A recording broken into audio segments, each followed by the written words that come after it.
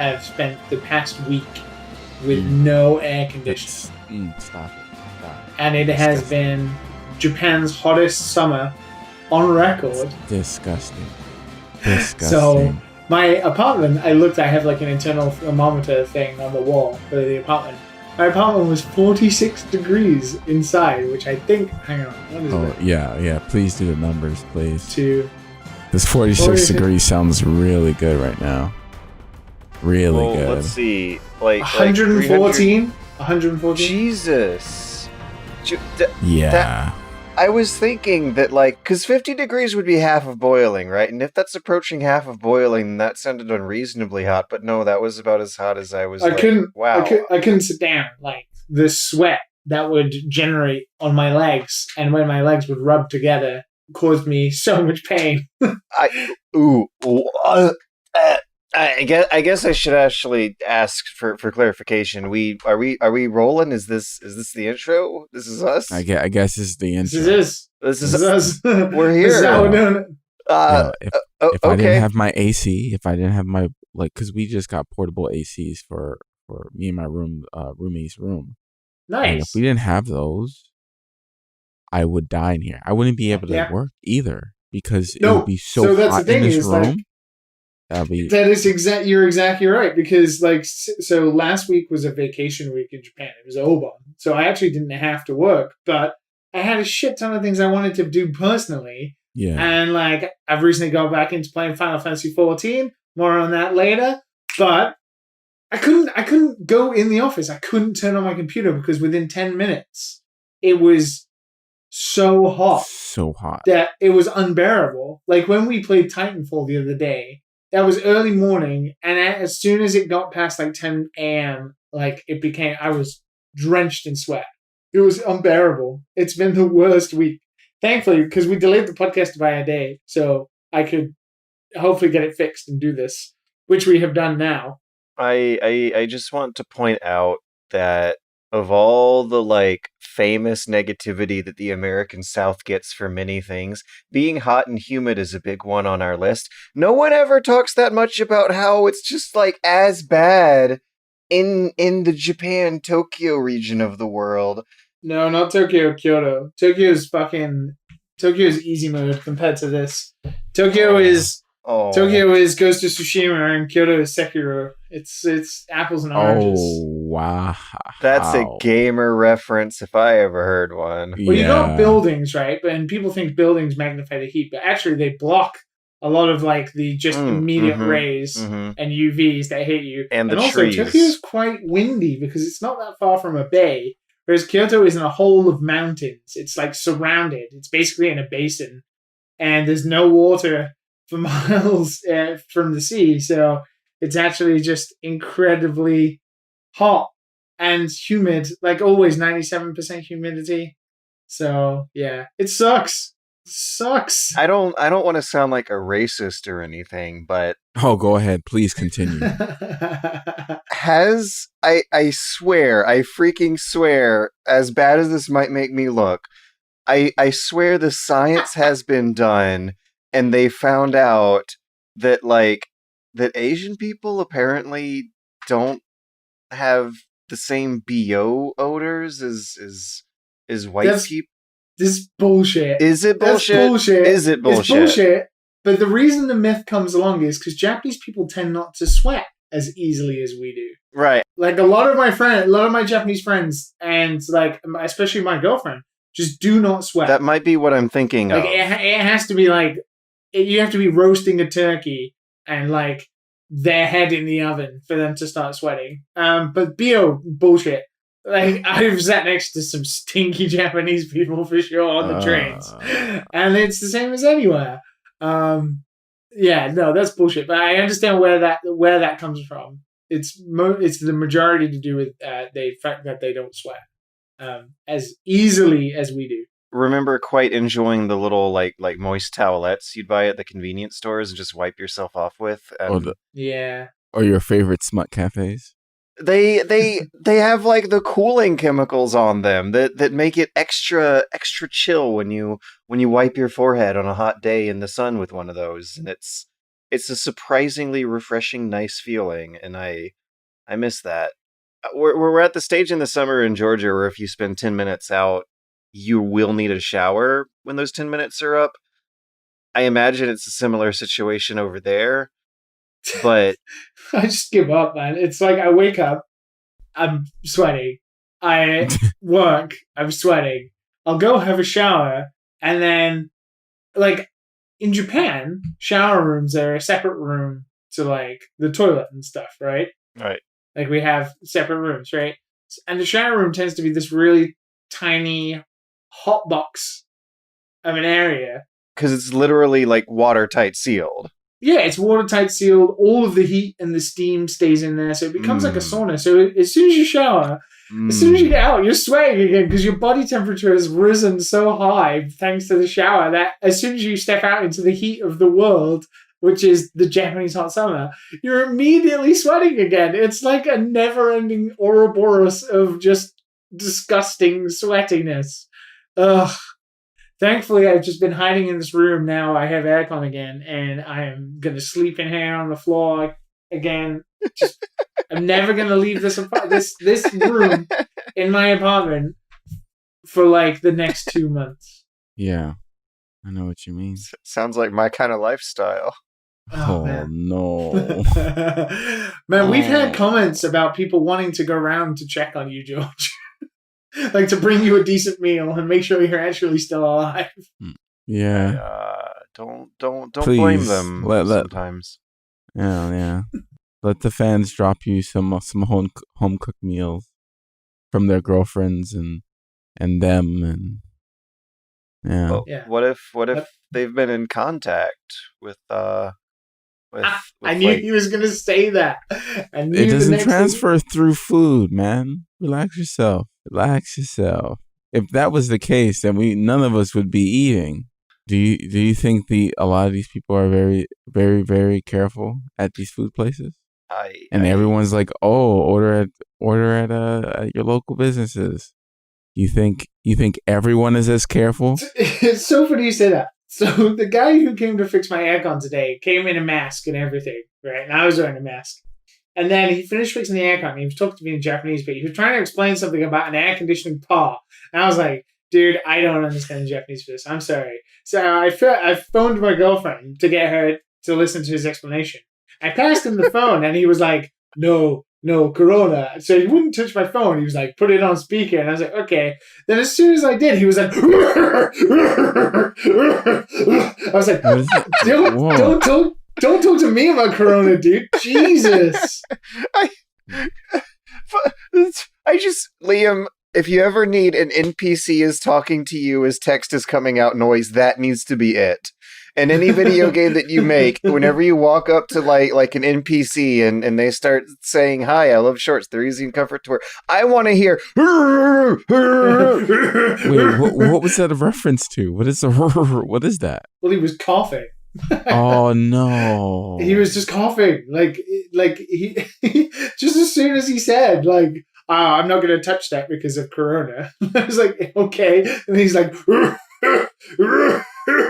Was it through the mask? No, he fucking pulled the mask down to talk to me while he was speaking Japanese. Oh, come on! I know. Come on. And it was in my house. It was like as you guys look at the webcam right now, like right next to me, right here. Could be all over my PC, all over my monitor. Transferred through the microphone to you guys. So touching your phone was too much, but spraying all over your apartment was just fine. That's disgusting. The cloud of droplets. Everyone knows too much about each other's droplets now that this has become a thing. It's probably everywhere now. You've seen those experiments. Oh yeah, my droplets are all over this place. Yeah, I'm very aware of like the social distances and like how in Japan, thanks to the square meter, the population density per square meter, I'm fucking boned if Japan gets serious about coronavirus. It's just everywhere. Man. It's gonna be. There's too many people. You seen the buffet example, right? Where they put the little invisible paint everywhere, and it was like at the end Oh of the yeah, day, I it was did. just like, I did see that. everyone's Yeah. seen that shit. It's nasty, man. It's probably everywhere. You're touching him right now. You're touching him right now, Liam. So That sip of water that you just drank, he's in I there know. too. He's in there now. He's in there too. It's alcohol-free beer, so maybe he didn't touch it. Japanese men can't drink it. all of the socializing and hanging out that we've been doing our whole lives, we've been walking through each other's clouds of droplets. We've been spraying on the same surfaces as each other. We've been spraying on and around each other this whole time, and we've never really had to consider that before. But now that we know, do you guys think you're going to feel the same afterwards? Like, are you going to be thinking in the back of your head of all these invisible droplet particles you're spraying over your friends once coronavirus is all over and done with and we're all hanging out again? I don't know if there'll be a normal again. I'm not really sure. Man. I think that's true, and I think this is the new normal, and it's gonna be like that for a while. I was thinking about masks today, and I was just thinking, like, I can't think of a time I would leave the house without a mask. And until there is a dead cert vaccine where, everybody... I was thinking about the vaccine as well, and I was thinking, if you get the coronavirus, does the vaccine help you fight the coronavirus? Because vaccines traditionally just help you not get it in the first place, right? So even if most people get vaccinated, right, you still have the pure chance that you might get it if you haven't had the vaccine, right? Right. So that's going to take a long time to roll out as well. So people are going to have to be taking precautions for a long time. Not in America, they won't. You guys are so fucked. Yep. What the fuck is wrong with you guys? It's funny. It's funny. Like, there's like this thing, and I didn't know it existed until like about a year ago, where people who are not in the U.S. have never been born in the U.S. think of the U.S. in a very shitty way. And to be honest, we have Donald Trump as our president. There's nothing we can really do about that. But like, wow, like you guys really shit on us, don't you? You guys really shit on us. It's not See, hard. I've got to be honest. I don't think that's the case. I honestly think deep down, everybody looked up to America. Like through the 80s, the 90s, early 2000s. Honestly, like the media and the culture coming out of America, music, TV, everything. Like America was the place to be, right? And it was where all the good jobs were. It's where truly the land of opportunity, like being famous or whatever. Like even in the UK, which, is the next denominator in terms of like cultural English language phenomenons, right? Music, TV, whatever. It was still America. Like Oasis, right? One of the most famous bands in history, famously never made it in America, and they're considered some sort of failure because they never got popular in America in a traditional sense. And it was always like the goalposts were to break into America. And honestly, I think it really is only until the discourse around Trump and Hillary Clinton and her emails, and then since then, like, it's built up, and it's the Black Lives Matter on top of that, the protests, the way everybody looks at how the government responds, and how not half of Americans, but the majority of loud Americans like Ben Shapiro and terrible people like that. And we can see it on social media, and like the fact that the coronavirus was in some form preventable in terms of its spread, and America did nothing, not specifically American citizens, but the American government, it's really flipped it on its head. I've got to say, like, for me going to Seattle last year, it seems like an absolute lifetime ago. And I remember being in Seattle and absolutely having a wonderful time. I was so surprised, even coming from the UK and living in Japan. Japan is the most polite place in the world, right? But it's not the most friendly because people don't talk. People never talk to you. They'll say robotic phrases over and over again. Irashimasen, everything, yoroshiku onegaishimasu, like stuff like that. It's never friendly. As soon as I went into like American coffee shops or a store, hey, how are you doing? How's it going today? Like all of that kind of stuff. And like that kind of stuff that kind of happens in the UK, but a lot of British people are still a little more reserved because we're quite, bashful and shameful a little bit about that kind of personality.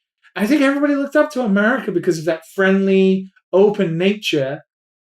And it really is, like, I've joked on a podcast about it becoming a third world country in recent months. I've never thought of America as a bad place or a place I would not live in up until the past 4 years, I've got to say. And it looks... Only America, like America's so good at like everything, but only America really could tank a country in record pace. Like you guys are so good at everything, you have to be the best, right? And now it's like, hold my beer, guys. We're also going to be the very best at completely imploding and destroying our country. Yeah, I don't know, man. Well, we'll see what happens in later times. Hopefully, things get better. Honestly, yeah, it's only recently, man. It's just because it's so apparent. Like social media, all of America's problems are right there on social media all the time, right? And because it's America, it gets the most retweets, it gets the most vision. Oh, you mean all those videos of white people not wearing masks and shit and getting mad in trade shows? All that, like, and police, I'm more scared of the American police beating me up than I am of ever getting arrested in the UK. Like, I feel like I turn up in America, and I'm not even black. I turn up in America, and as soon as, like, I did something, I'd get arrested. Like, social media has not been kind. It's been a little crazy here in Orange. There's the police everywhere now. I don't like it. I worry for both of you sometimes. Man, George is okay. George doesn't drive.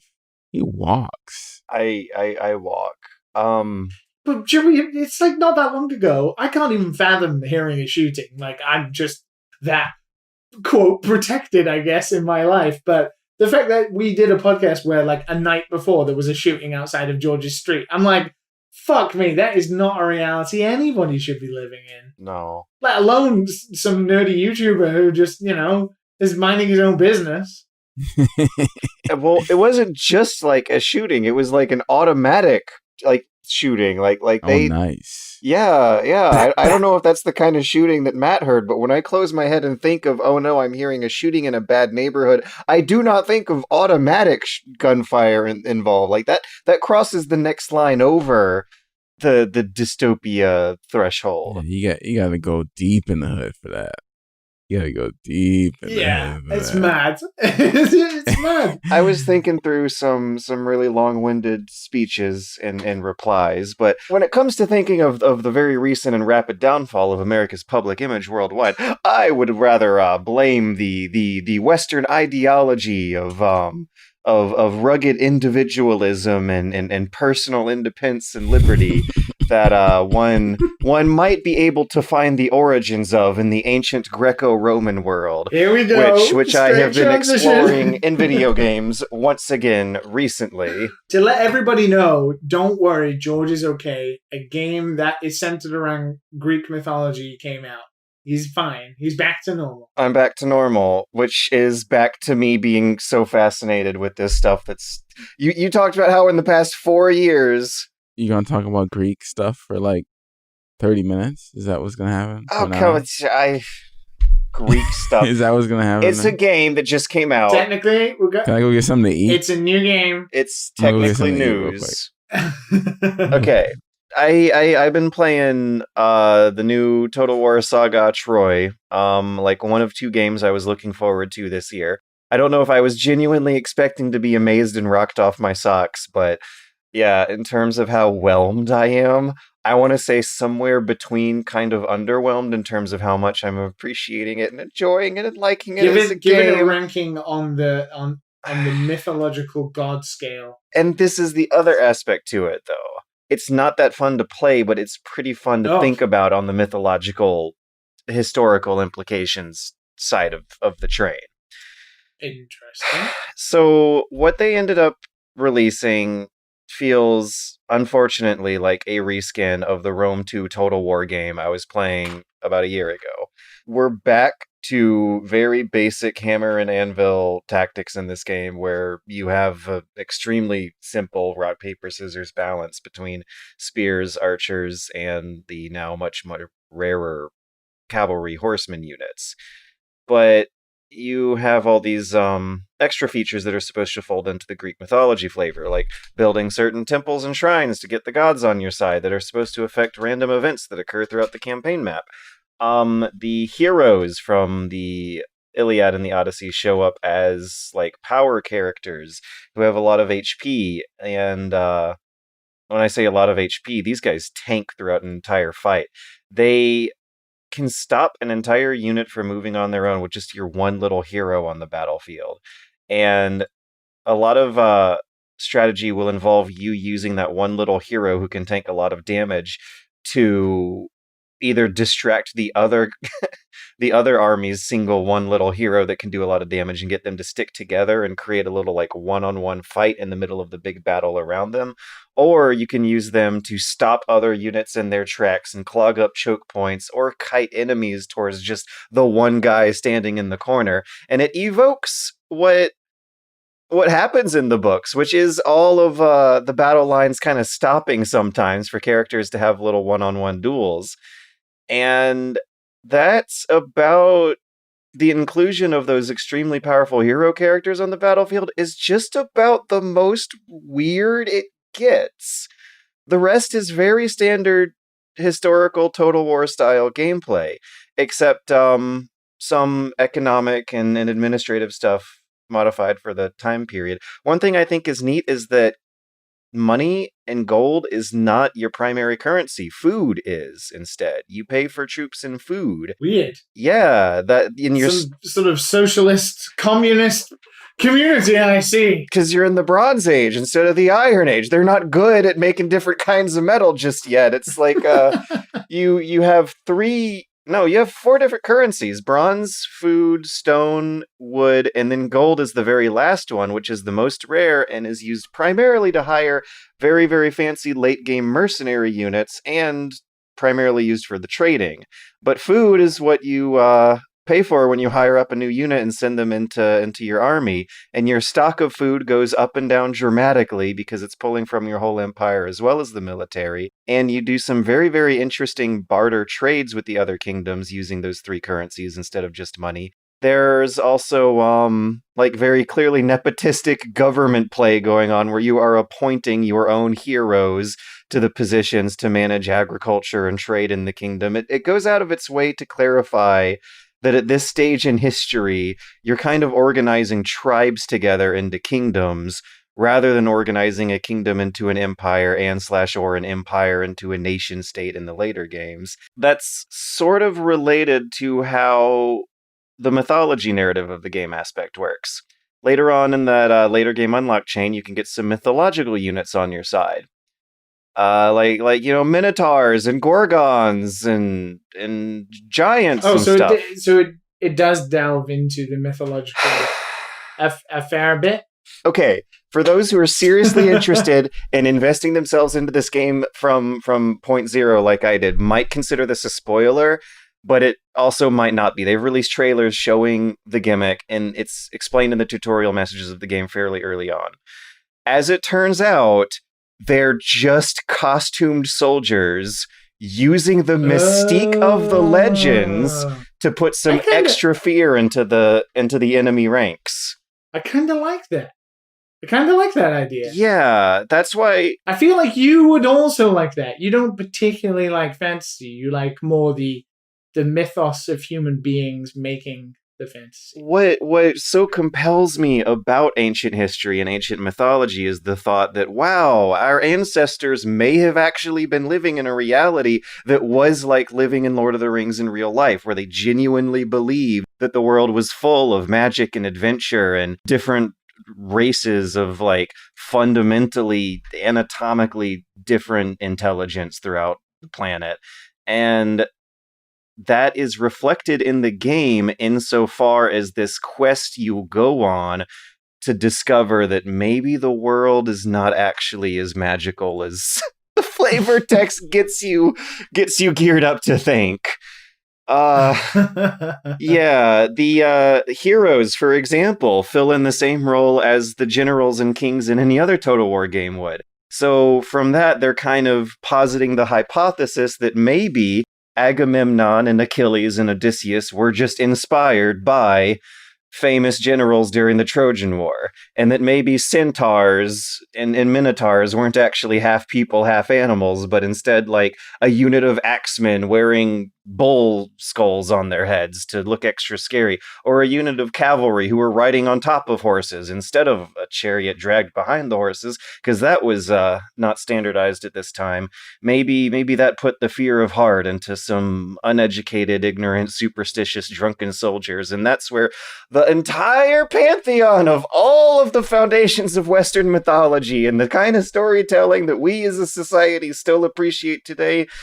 And I find that a little bit I find it a little bit deflating and cynical to think that all of the origination of Greek mythology and the romantic Western adventure is implied by this game to be like exaggerated war stories from some sort of real Trojan War that might have happened, but the stories that the soldiers who participated would have told their grandkids would have either been blown out of proportion, or it could have been secret coded history. So another fun aspect to this game is that I'm playing as Agamemnon. In the mythology, Agamemnon is a greedy, treacherous king who sacrifices his own daughter to get the god of the winds to blow the ships in the right direction.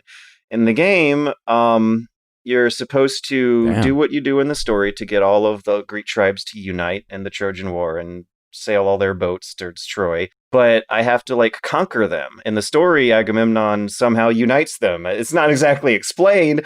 In the game, you fucking conquer them and put them to the sword to make them participate in this war. And so now that implication almost seems to suggest that this mythological story of him sacrificing his daughter may have been like a metaphor or a secret coded history, because you can't say anything bad about the kings. It may have been a metaphor for one of a terrible, potentially real life King Agamemnon forcing other Greeks to participate rather than sacrificing his daughter for magic. Maybe there was some reality behind the story that the game goes out of its way to present as something being experienced by the characters in real time as it's happening. So yeah, it's an interesting ride. I downloaded it, but well, I got it because obviously it was free, which is amazing. I have no idea how much money Epic must have paid for that because that's insane. I actually missed out on that news when it was happening and ended up still buying it for regular price. What? I didn't read the gaming news for the like 30 hours that was happening. And I totally missed out and ended up spending a good $50 on it instead because it was something I wanted to play and get into anyway. Oh, George. Well, I didn't buy it, and I'm probably not going to play it anyway. Yeah, no. I haven't played a Total War game since Shogun 2. Oh, I own it. Yeah, as it turns out, they were running a promotion where... Did you just press get on it? Because that's what I did. I like get on that, get on Remnant, Rise to Ashes, get on just every game that goes for free. That seems interesting. I've a shitload of games, man. One day I'll play it, I'm sure. One day. Yeah, no. This game got me looking up something that's blowing my mind. And that's the bicameral mind hypothesis. There's an anthropologist who is floating the idea that a great change in human thinking occurred midway through the Bronze Age when this stuff would have been originally written.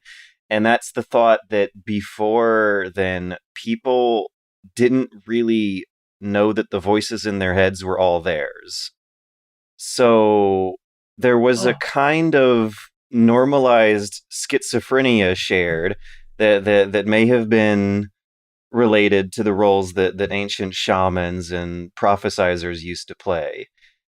That assumes that a lot of the stuff going on in the Iliad of characters blaming fits of rage and passion and lust on the gods was coming from the idea that people at the time literally did not think that a lot of the voices in their heads were stuff they were totally under their own control over. How times have not changed much. Right? Yeah. What is wrong with human beings, man? So when complaining about the mass delusions of willfully believed ignorance and misinformation, I am reminded, or at least ironically reminded of this book that I got into this week called The Rage of Achilles, that is written as if the Trojan War actually happened from a modern perspective, with an account of all of the ignorance and brutality and the complete lack of education and awareness of the outside world and normalization of just how bad everyone's mental health would be, on top of having the shared delusion that it was all up to superstitious gods and mythology, and tries to write the events of the Iliad as if they actually happened. And Achilles absolutely comes off as a completely psychotic, like antisocial. Yeah, he is a brute. He barely even speaks. He just growls and kills women in this book. And that's like the one way they can try to make it and play it off as realistic, which it's just like, getting into this game and the related materials and the readings of it has been depressing, because the whole idea seems to be that, the romantic fun mythology stuff is totally rooted in some very, very unflattering, what were very probably unflattering realities. Even as pretty as the game's art and aesthetic presents it all, the implications I find are kind of unsettling. I mean, I guess if you didn't know any better at the time, you used the tools you had, even if it was funny voices in your head.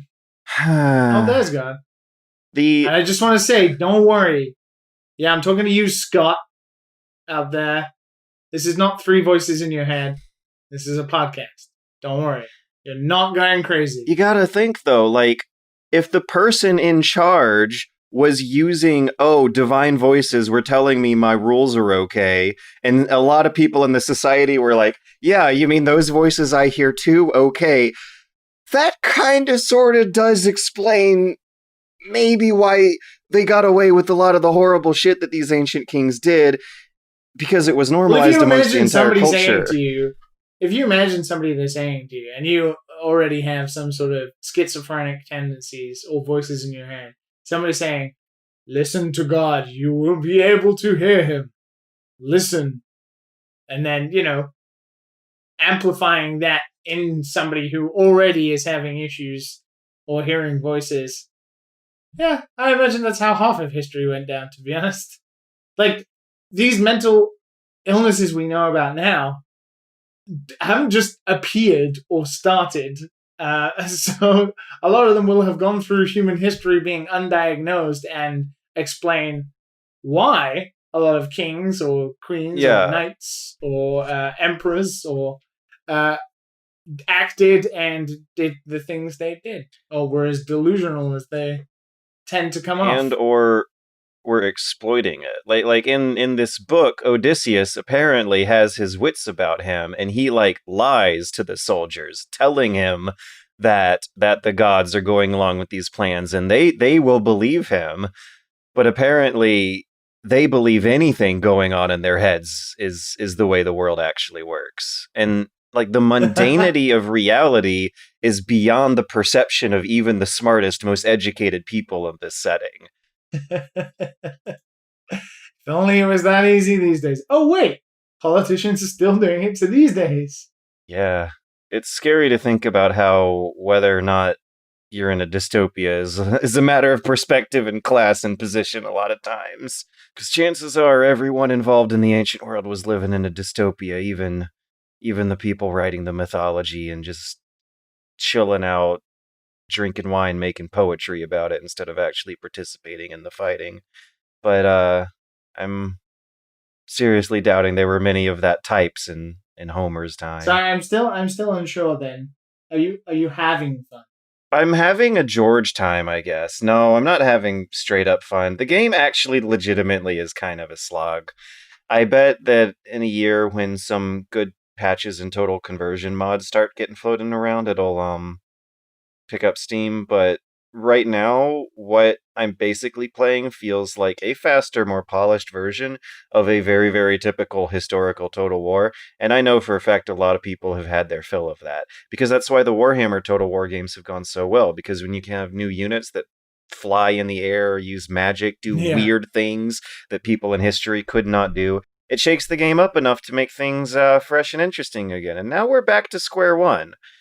I wonder how differently this plays from Three Kingdoms, because Three Kingdoms reviewed very highly and supposedly was some point of like and reboot. It wasn't that long ago, right? It was. Yeah.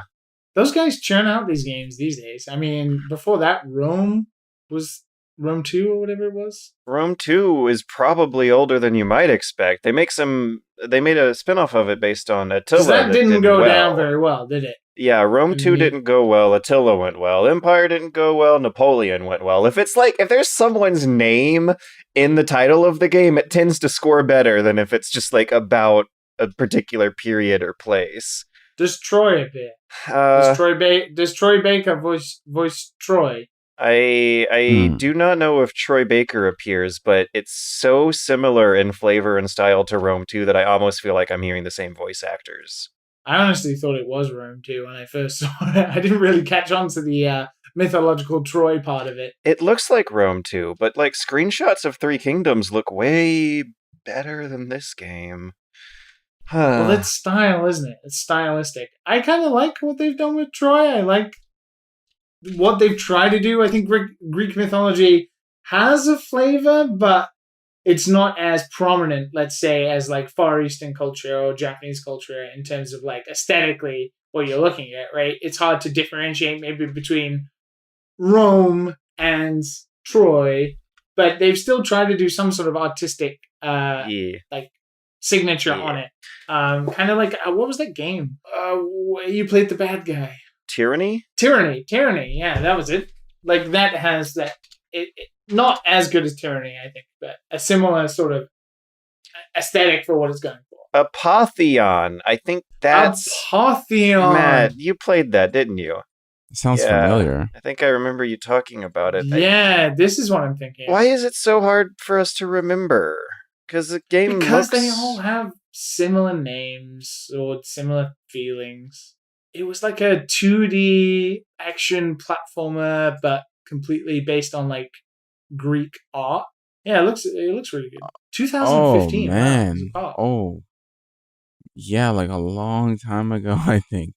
Holy shit. Wow. 2015. Man, that was years ago. 5 to be exact. Oh my god.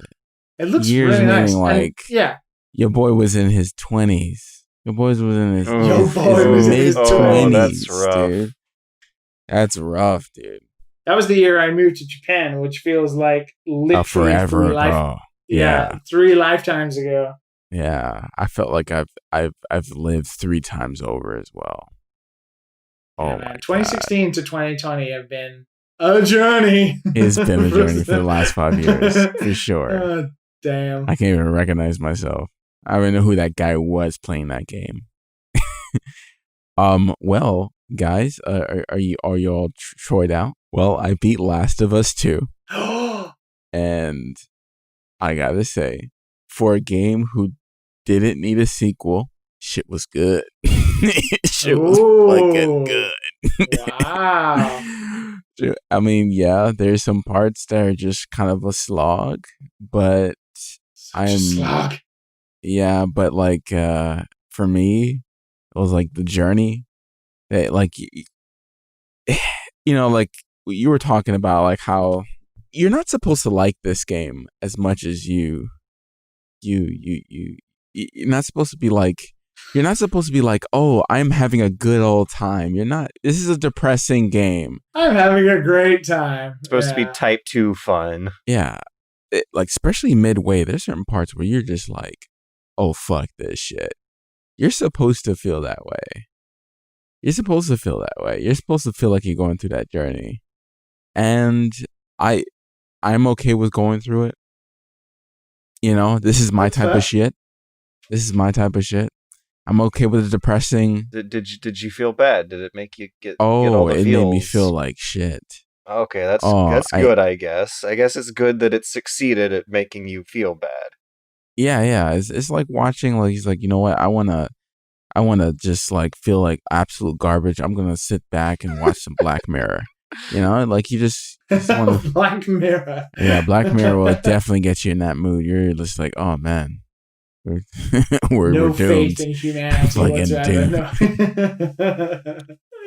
This reminded me of Red Dead Redemption, where it just it ended well enough for a video game story, where it just made sense, you know. Okay. It just made sense, you know. It's because a lot of video games just don't know how to end the fucking game, and I gotta say, it does. That's all I'm gonna say about it.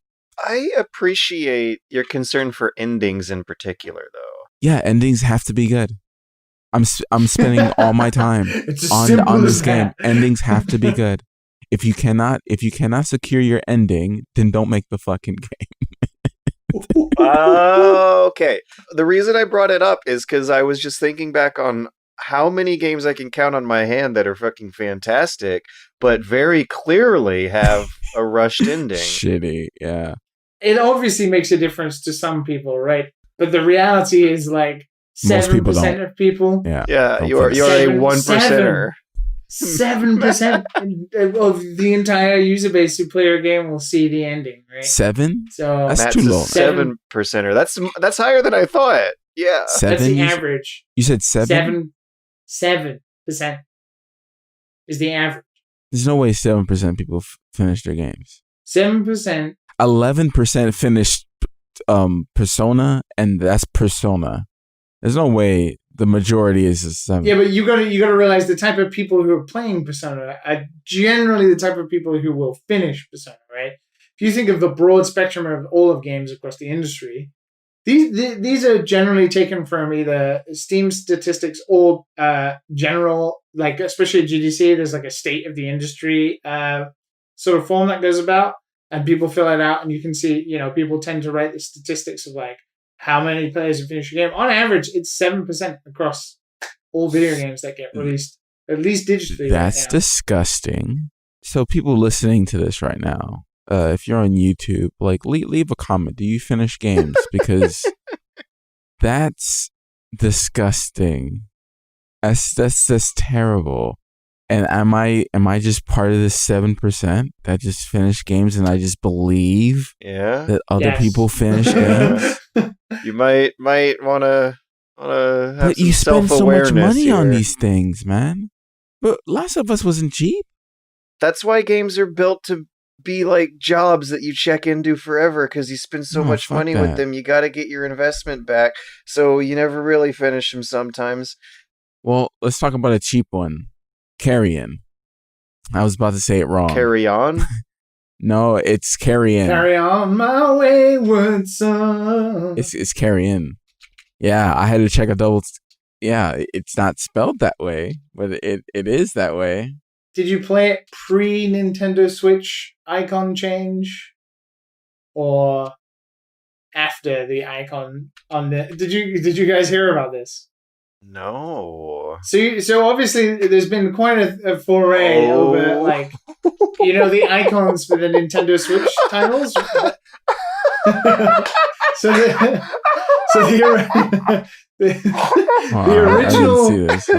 The original Carrion icon is very. Oh my god!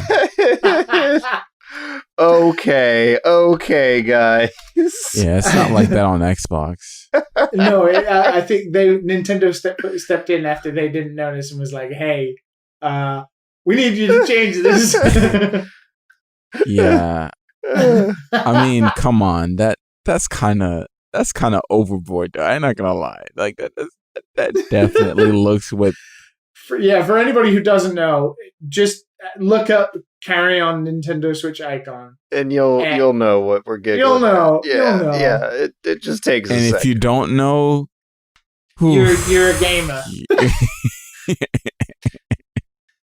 I mean, it's not supposed to look that way if you haven't seen one, but yeah. Yeah, absolutely. If it looks like that, then please tell that person to go to the my favorite part of this. My favorite part of this little polygon blurb about it just says, "I'll let you decide. After deciding, look inward and ask yourself, what does that decision say about you?" I think that's a good point. It could be a litmus test. One truly sees themselves in the Nintendo Switch icon for the video game Carrion.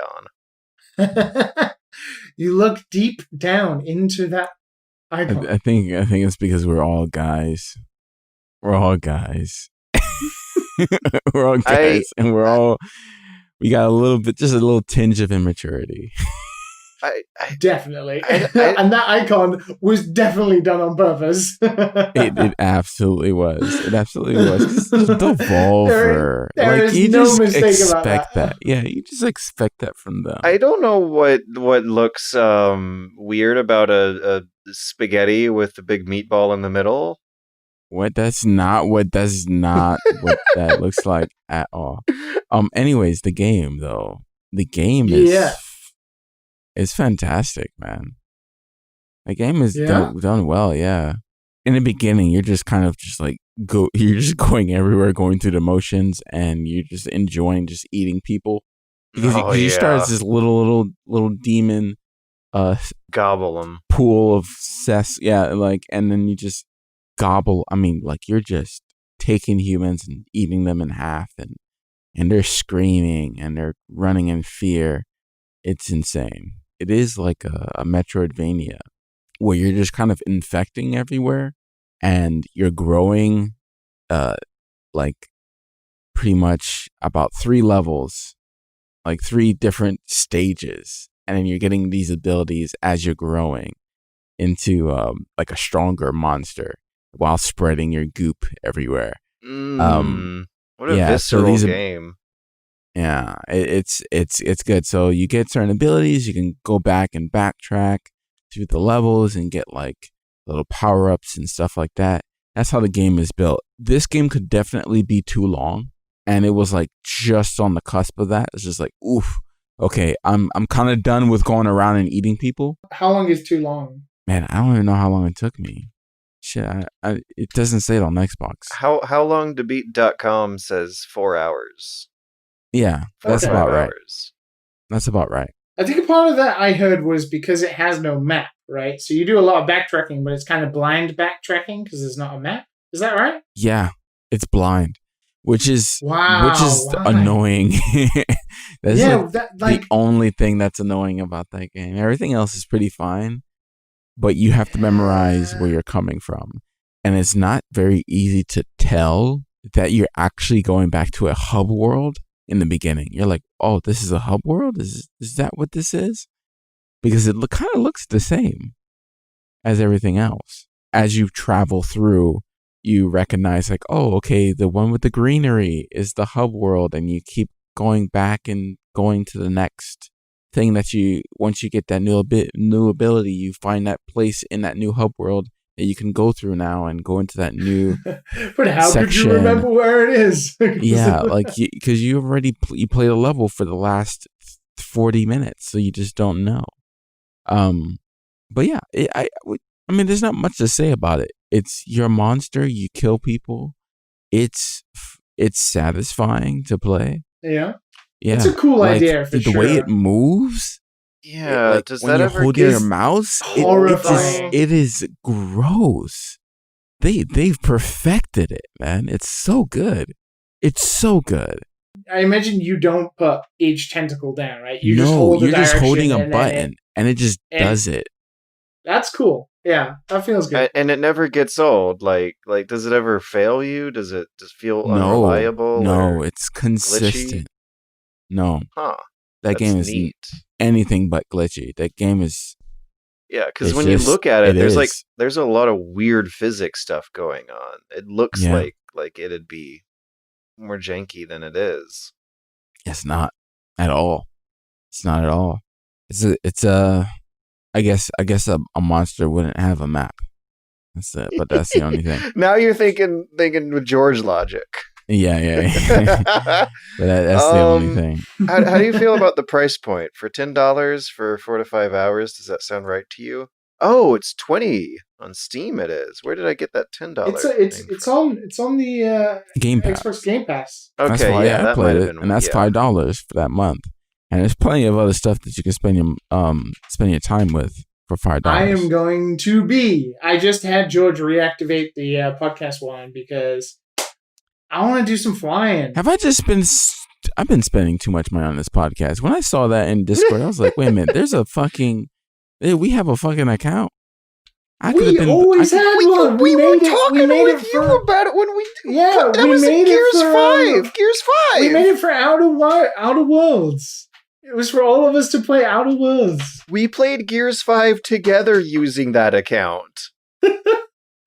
What? How could we play together when it's only one account? You can't actually do that. It seems like Microsoft Flying Simulator. It's 150 gigabytes, but I'm going to. Oh, that's almost Warzone. That's all. Didn't they just ask people to install like a 66 gigabyte thing? Liam, that's normal. What hard drives do people have? It's been fucking normal. Every time we want to fucking play it, we don't play anymore because fuck that. It's been normal. 30 gigs, 60 gigs, and then it just kind of like goes away after it's installed. It is so shitty. How can you come home after a day of working and you're asked to download 60 gigs? I still haven't downloaded my 60 gigs, dude. Fuck that shit, man. I paid money for that game. It broke my heart to uninstall Hitman 2 to install Total War Troy because of I've big uninstalled Warzone Destiny 2 just to install Microsoft Flight Simulator, and I kind of had a little bit of a heartbreak for that. I haven't played it for a while, but I was like, I like this being installed and being there, but I want to do some flying. This thing's been getting like 10 out of 10 reviews. It has a 2.8 in Game Pass. Ooh, maybe Why? Maybe because it's 160 gigabytes or whatever. Rushed it without finishing it? Ooh, some bad reviews. That could be some like earlier version. I feel like Microsoft Flight Simulator 2020 has been released several times before, but that might just be maybe so. wrong. You might be right. Okay, so what's the deal with the current release, August 18th, 2020, for Microsoft Flight Simulator with no numbers or letters after the name? Well, it has 3 different versions with multiple different planes, but the base version is on. Yeah, like the special edition version, even the digital version of it is like $150. Oh boy, that's $1 a gig. And you get what you pay for. Oh no! Now that's what I call consumer unfriendly. Bang for your buck. Yeah, take that, indie game. How much fucking gigabytes am I getting for my dollars with the indie games, huh? Fucking 0. That's what. No, so, but it looks so good, but I'm fairly sure the novelty will wear off fast. I'm going to fly over Kyoto. I'm going to fly over where I lived in the UK. I'm going to fly over maybe like New York or something. And I'll be like, that's it, I'm done. Is it actually going to take you 11 hours like in real life? I think you can queue up that kind of shit. For sure. I mean, it's a simulator, right? So you can actually fly a plane. Fly a plane with a flight stick and everything. VR support coming this fall. But the amazing thing about this game is it is truly, and I do mean this, and if anybody ever asks me what next gen is, this is next gen. It streams real data whilst you're playing it, like weather simulations, like complete data of the area you're in, and it streams all of it and pre-generates some of it at the same time. Oh yeah. So obviously, when it's 150 gigs, so obviously there's already a massive amount of content, right? But no team can completely map out the entire Earth. So the way they do it is they take obviously real data from satellites and Google Maps and Google Images, and then lays it out. They generate approximate assets on top that are of HD and 4K quality So it has complete 3D, and you can fly and land in any place on the planet. And it looks like every fucking tree on the ground is rendered. Like, Yeah. it's insane just to look at. It is an insane level of detail, right? But the technology they're using to do it is based on real-world data that they get whilst you're playing the game, and to, basically not blow out your PC or whatever, right? They're streaming that data to you in incredibly smart ways. Like, this is how next gen should work, right? Like, this is the amount of, it's basically like unlimited data, right? As long as you don't have an internet data cap, you can pretty much create a game that is an entire Earth-sized world without too much problem. I think it's quite the technical marvel, to be honest. Cars move at the bottom. What the fuck? There's cars moving. Streets have street lights. Yeah, there's like all sorts of stuff they're doing. Yeah, it's insane. So there's like some kind of algorithmic procedure going on that's like adding individual lights on top of streets it's pulling from Bing Maps. And it looks fucking perfect. Yeah, like, how would you throw around the term photorealism here? Are we there yet? Because it looks pretty close. This looks pretty close. So Andy from PC Gamer, Mr. Brilliant, who used to do a really good series called Other Places on YouTube, basically taking incredible videography shots of like video game spaces, has been doing like picture-to-picture comparisons of places he's been on holiday versus pictures from inside Microsoft Flight Simulator.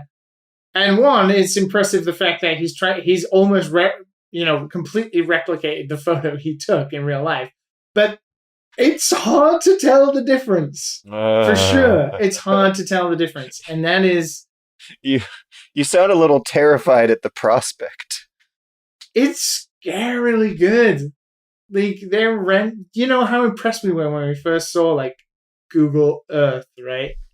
And, like, Google Maps. Mm-hmm. It's like VR the next step of that, right? Like, Google Earth VR, or was it Google Earth VR, or whatever it was? Yeah. Blew my mind, right?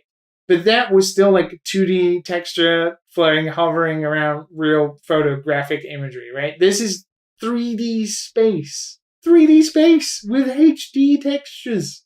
Even though they're approximate based on like picking the color and the size of buildings and stuff like that, and then just generating a building on top of it. Unless it's an iconic building. It's pretty impressive. For those who are interested, no, it's on Game Pass. The standard edition is on Game Pass. It is. Just make sure you've got 160 gigabytes and no data cap. I do not have 160 gigabytes right now. Too much of Troy. Yeah, it looks good though. So I'm going to be spending all night downloading that. I remember playing Flight Simulator when I was young. I didn't have a computer. My uncle did. And he'll like let me play while my mom talked with her sisters. It's so crazy how like look at baby Matt. Look at the planes. Look at the planes. Specific. Look at the planes. I would crash it, but it's so good. I'm gonna crash it now. I'm 30. And I'm definitely gonna crash it. Sorry, I wouldn't be able to take off. That's what it was. I wonder if the horror of the crashes are now photorealistic as well. It's probably still. That's the thing, right? They're probably just going to be like that plane decompression. The crumple where the front, like the nose of the plane falls off, and then the wing, like a GTA crash almost. Yeah, it just crumbles. I would love to see just how jarring and weird it would look to see the whole plane just like clip through scenery at that level of photorealistic detail. Well, I'll report back next week with my pilot's log. My cousin actually is a pilot. Maybe I'll ask her to review it and give us her thoughts. I got one more. Fire away. Valorant. I've been interested. Whoa. Is it? It's pretty good. Yeah. Well, if you like Counter-Strike. I do. It's Counter-Strike. Mm-hmm. And a game. It's a game. Magic Counter-Strike. Like when I first played it, I didn't know that I apparently because my account was like hacked way back, I was on the Siberian shard of the server. So when I first played it, I was getting lag and I didn't understand what was going on. And then people were like talking in a really, really rough accent. Say, go to B. Come on then, go to B. Like, I was like, what? I was like, wait a minute. I mean, they're speaking English, so what's going on here? They're so trying their darndest. I love you. Like, it's just, so I went to B. I was like, yeah, I'll go to B. Fuck it. Yeah, but I noticed that the currency in the store was also different. So I was just like, okay. So once I switched over, I had to start all over from scratch, and I was getting no lag. It's pretty fun. I never got into Counter-Strike, but this game for an old dude that has boomer eyes, where all he can count on is his aim. It definitely works out for me, for sure. Works out for me quite well.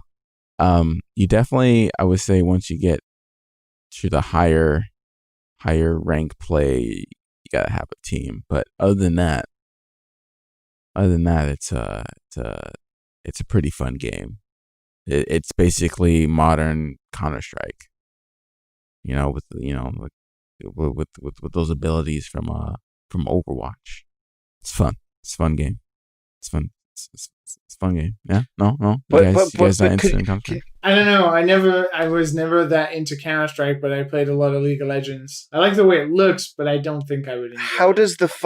How does the fun make you feel, though, Matt? What part of your soul is being ignited here? This is not a George game. This is no sneaky. I mean, you can camp if you want, but there's no guarantee that you're gonna win from camping because people just flank you. Because that this shit is like my shit. These are the games I totally go down the bad obsessed place with. Are these like tactical competitive FPS? When you like ace a team, you feel fucking good. It's just like, yeah, my skill level is just better. Like blah, blah, blah. Like when you do those clutch matches, or like, I don't know, you and someone else do like a really good match. Like it's satisfying, man. I don't know. It's a very basic game. You literally point and shoot, and there's a learning curve there. How is the gunplay and the time to kill and the flow? Like, is it quick like Counter-Strike deaths or slow like Halo? No, it's like 30-minute games.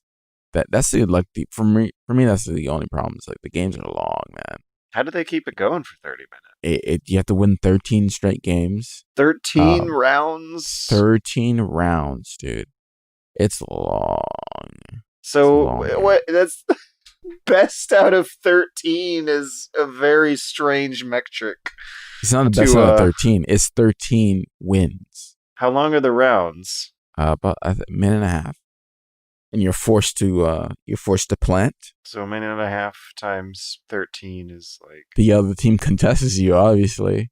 So it could go to 13-13, 14-14. It could keep going up.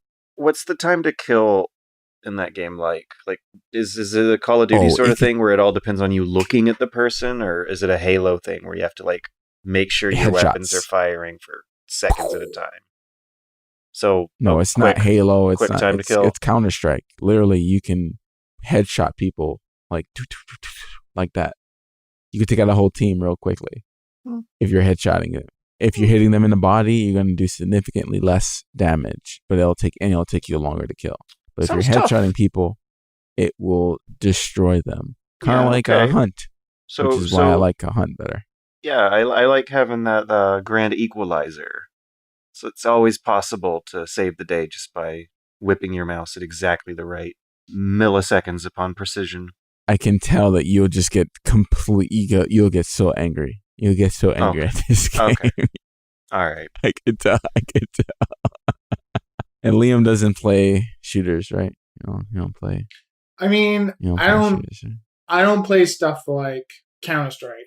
I know it's weird because I've been thinking like after recent experiences of playing stuff like Fall Guys, and also we played Titanfall 2 with the community last week. And Oh my god, awesome. that was it was so much fun. Oh my god. Even though I'm really bad at it, I really like Titanfall anyway, but I haven't played it for a couple of years. And obviously a couple of the guys we're playing with are really good. So we're just getting shot all the time. But it's so much fun when you can coordinate and have those experiences. This leads me into the only game I played this week, because I've been mostly watching SGDQ, which is on this week, the speedrunning charity thing. I got back into playing Final Fantasy XIV because I wanted that multiplayer itch feeling again, the itch, right? And obviously the patch, the 5.3 patch for Final Fantasy XIV just came out, which has endgame content for what's it called, Shadowbringers. But the biggest important thing for me, because where I'm stuck, whereas Heavensward, is that flying mounts now work, so you can just breeze across the map without having to fight mobs or whatever and get through things. Attrition, you can just go from quest to quest. And the quest line I was on, which is the patches between A Realm Reborn and Heavensward, had been a bit rejigged. Some had been removed because they're really painful, and it really put me off, and that's why I stopped playing. Now, those quests have been super easy to get through because I can just fly around the map and, go do stuff. And it led me to raids. I finally unlocked raids, the Crystal Tower stuff, in just before Heavensward. And that was so fun, even though I was playing with randos and I was just being a shit DPS. I was still having a bunch of fun. It was really good, and it gave me that multiplayer itch again. But I'm still wanting to find something else that I can play with other people. Like I downloaded Remnant's Rise to Ashes, the gun Dark Souls game. Me too. I played a little bit of that from Epic, right? And that's a multiplayer, right? Yeah. So I kind of also want to play that. I want to give that a go. That reminds me of Hunt Showdown, but not Hunt Showdown. Oh, it's more cooperative. Ooh, right? Yeah. The Remnant is it's like the weird cousin. Okay. When it comes down to polish, Yeah, it's a little. You're gonna when you play the tutorial that they force you in, you're gonna feel that jankiness there. You're gonna feel it a little bit. It's not jankiness; it's more ruggedness. It's just the animations just seem very stiff. Yeah. Okay. Yeah. Well, it's more cooperative, right? So yes, and I really like cooperative multiplayer games. It's like a loot shooter. It's a loot shooter. Yeah. It story is shit, but it is fun co-op. Worth a go then. There's also Risk of Rain 2, which came out 1.0, so that's also another. That was another, and because there are two games are waiting to come out. So obviously Microsoft Flight Sim came out. I'm kind of interested in playing that. Rogue Legacy 2 is supposed to come out today. Oh, really? And I've been refreshing Rogue Steam Legacy? all day because I really Legacy. want to play that because I really enjoyed the first Rogue Legacy, and obviously I make roguelikes now for some reason. So Rogue Legacy 2 it's the only thing that's left. Is I want to play that, and PGA Golf 20K1 comes out Friday. Oh my god, what is up with you with these games, man? Yeah, okay, that means... Hey man, I'm a man who makes roguelites and a man who makes golf games. What can I say? It's research. It makes sense. That means all I got is George. George has to play Valorant with me now. But you can play... If you play Risk of Rain 2 with me, I'll play Risk of Rain 2 because I'm interested in playing that. So I was looking this up while you guys were talking about it because I did want to confirm. Remnant from the Ashes is kind of sort of connected to Hunt Showdown. They are sister games in the sense that the project that Crytek USA brought with them after they got shut down became Remnant from the Ashes when they splintered off into a different studio, and then became Hunt Showdown when Crytek continued that same project in-house. Oh. Wow. Yeah, so that's why they feel so similar. Yeah, it's got 9 out of 10 rating. No, it doesn't feel similar at all. Aesthetically is basically... The idea was to make multiplayer cooperative games where you're hunting monsters in historical periods. One game is the I Am Groot monsters, and then another game is these zombie creatures.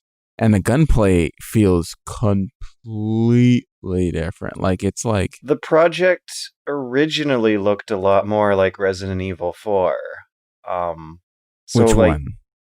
whatever became either of these two games. It was originally called Monsters of the Gilded Age. That's nuts. It was going to be more cooperative than competitive.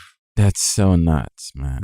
Yeah, Hunt Showdown has a very, very colorful history that surprisingly has something to do with Remnant from the Ashes. That's cool. And Remnant, I think, did well. A lot of people enjoyed it. It's got a 9 out of 10 on Steam, and it has 24,000, about to hit 25,000 reviews. Oh, that's pretty. So That's pretty. 25,000 reviews is pretty tight, and also 9 out of 10 from that average is... Especially because the first section of that game is pretty shit.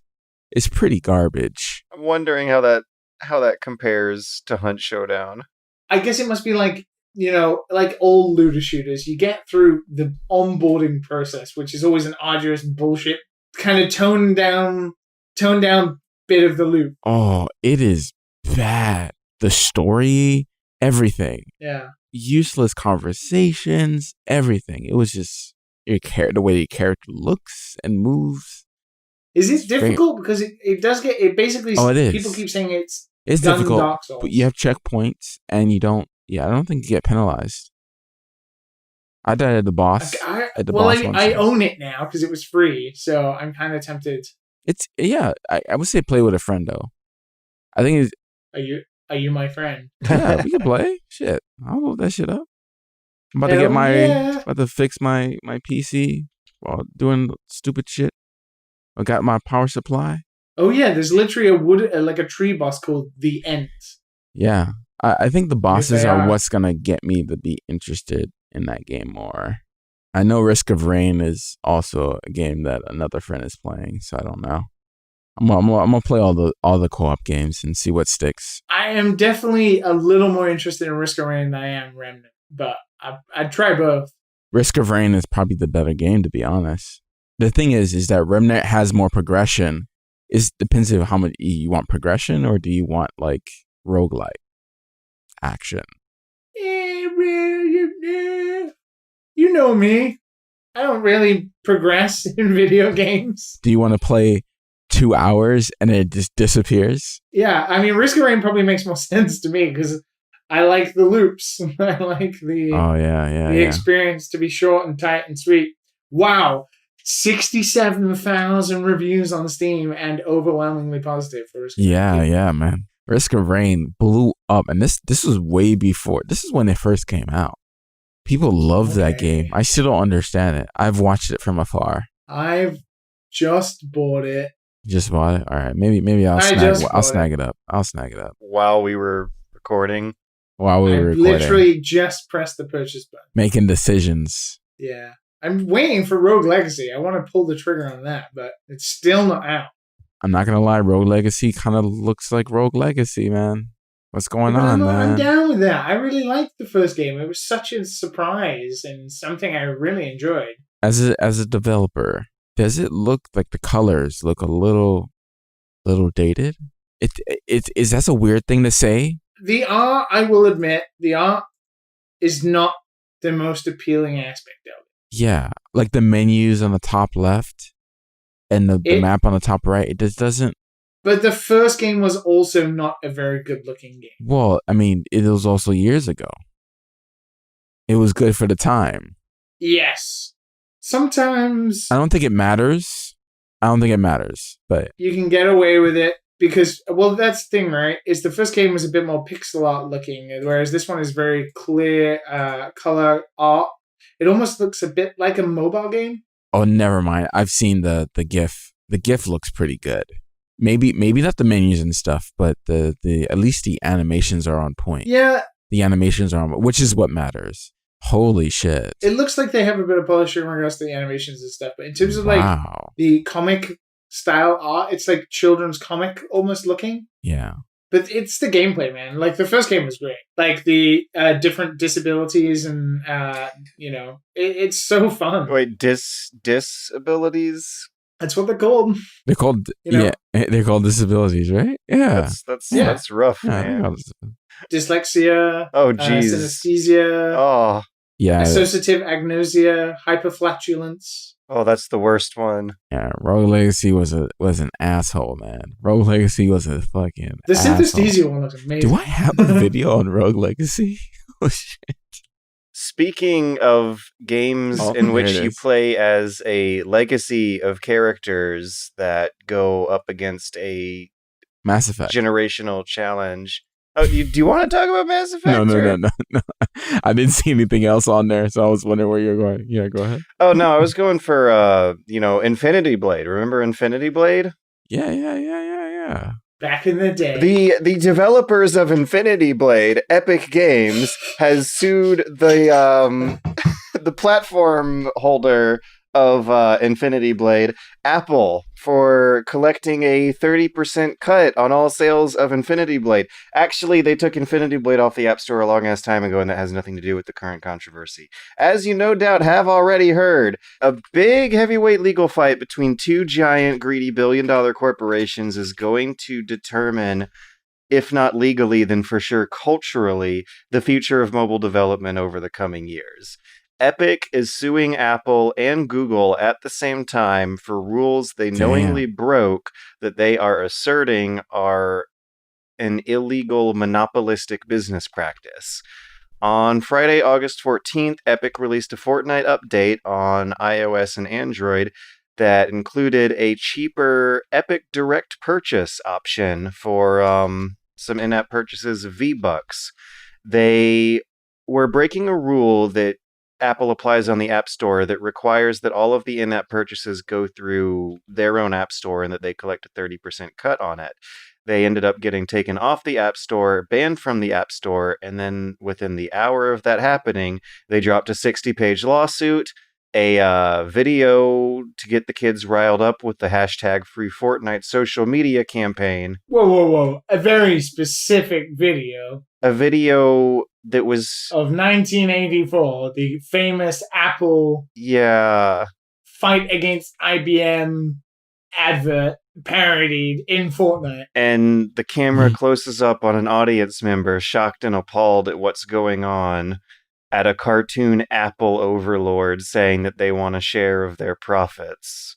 They had those assets ready to go right out of the gate. Oh, yeah, they did. It was a premeditated move. They knew they broke the rules and had been holding on to this for a while. The timing is also extra deliberate because Apple is under investigation for antitrust violations from both the United States and in Europe at the moment. I feel kind of queasy about the nature of this thing. I mean, I'm a little lost on what. How can we explain it for Matt? It doesn't matter to consumers ultimately. It matters to people who make mobile games, and I guess it also matters in regards to how can you fight against the Silicon Valley conglomerates. I feel like it's weird. It's both bad and good, and it could be good and bad, right? For developers. Yeah. I don't know if consumers will ever fit into this. I don't know, because it doesn't directly. Yeah, indirectly from how it changes the economy as a whole. So it's bad currently because Apple have threatened to basically revoke any Unreal Engine licensed apps. So any apps or games that have been made via the Unreal Engine, the entire Infinity Blade series, will basically be removed from the App Store, and you will not be able to use that toolset to make games on the App Store, which is not as high as Unity, but it's a fair amount of apps, right? And that's a lot of people's livelihoods. Third-party devs who have no stake in this fight whatsoever, not part of Epic, they're not part of Apple, they just use the toolsets that are available, right? That is bad.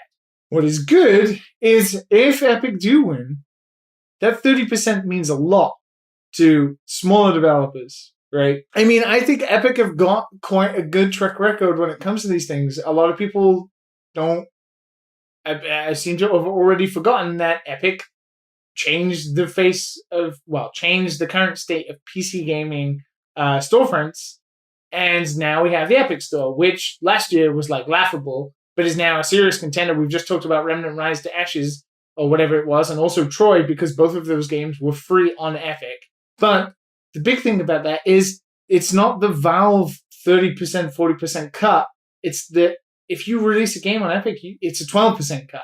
It's huge. It's huge. It's so much profits. It's like your monthly overheads covered compared to if you sold a game on Steam, right? So already Epic have, for developers, made a fairer space to recoup costs. Now, if they do the same on Apple and they somehow get it so that there is some sort of thing you can sign up to via Apple that is less than 30%, if you're talking like, if you're a developer and you sell your app and you make $100,000, instead of $30,000 going to Apple, $15,000 may go to Apple. That's $15,000 back. You think like how much of a difference that makes to a smaller developer in terms of like their overhead costs, the fact that publishing costs on mobile and other platforms costs like that much money anyway. I don't know. It's like I understand the queasy part in terms of like we're basically just watching a popcorn fight between two of the biggest companies. Well, I mean, Apple is infinitely bigger than Epic, but Epic are obviously now a huge multi-billion-dollar empire. In terms of like what could actually happen for developers in the long run, could actually be pretty good, but also currently the repercussions for anybody involved with Unreal Engine is very, very bad. This is gonna ripple and not end quickly. No.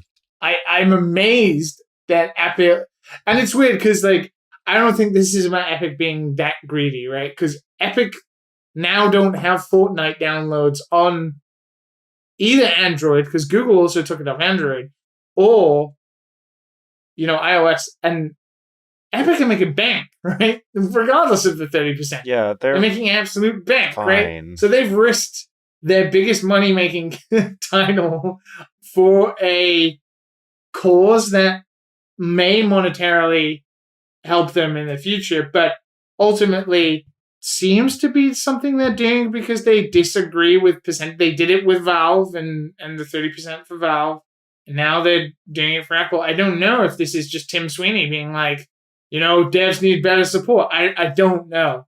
It does feel like a little bit like that, but I'm not really sure. Well, they would have something to gain from that too. They would, but they're also risking a hell of a lot as well, right? Like potentially nobody will use the Unreal Engine ever again to develop mobile titles, which is a huge space. And also, currently, Fortnite is not making any money via mobile platforms, which I imagine is a huge percentage of the user base, especially in Asia, right? And we've seen if people don't play a game for, even like a week, they tend not to go back. And if they keep the game off the store over the course of the whole entire lawsuit, then that's a time span of years. Potentially years. Exactly, right? And Apple know this. And Apple are going to hold the balls in terms of like letting Fortnite back on the App Store again, because it's going to look like a loss, right? If they let it back on, regardless of whether, it's completely correct and everything's above board, it's still going to look outside to everybody else like Apple lost. So Apple care more about their image than they care about money. I don't think Apple are going to let Fortnite back on the iOS store anytime soon. That's kind of why I feel queasy about it, is that it feels like a lot of collateral damage might happen. Yeah, of course. For what is a potentially good cause.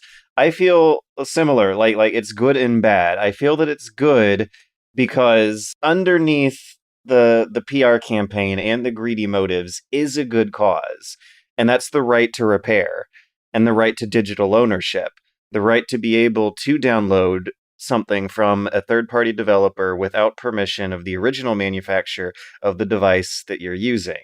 What I think is bad are the tactics and the language that Epic is using it, and some strategy that I think might legitimately cause them to throw the case. One of the things that they do a lot in this lawsuit is use the word monopoly. And the case being that Apple has a monopoly over the digital distribution of iOS app development and distribution. But to argue that in court, you would have to make the case that there's no competitors for that market. And in the world of cell phones, I've never really felt like I've missed out on much, even as an Android customer.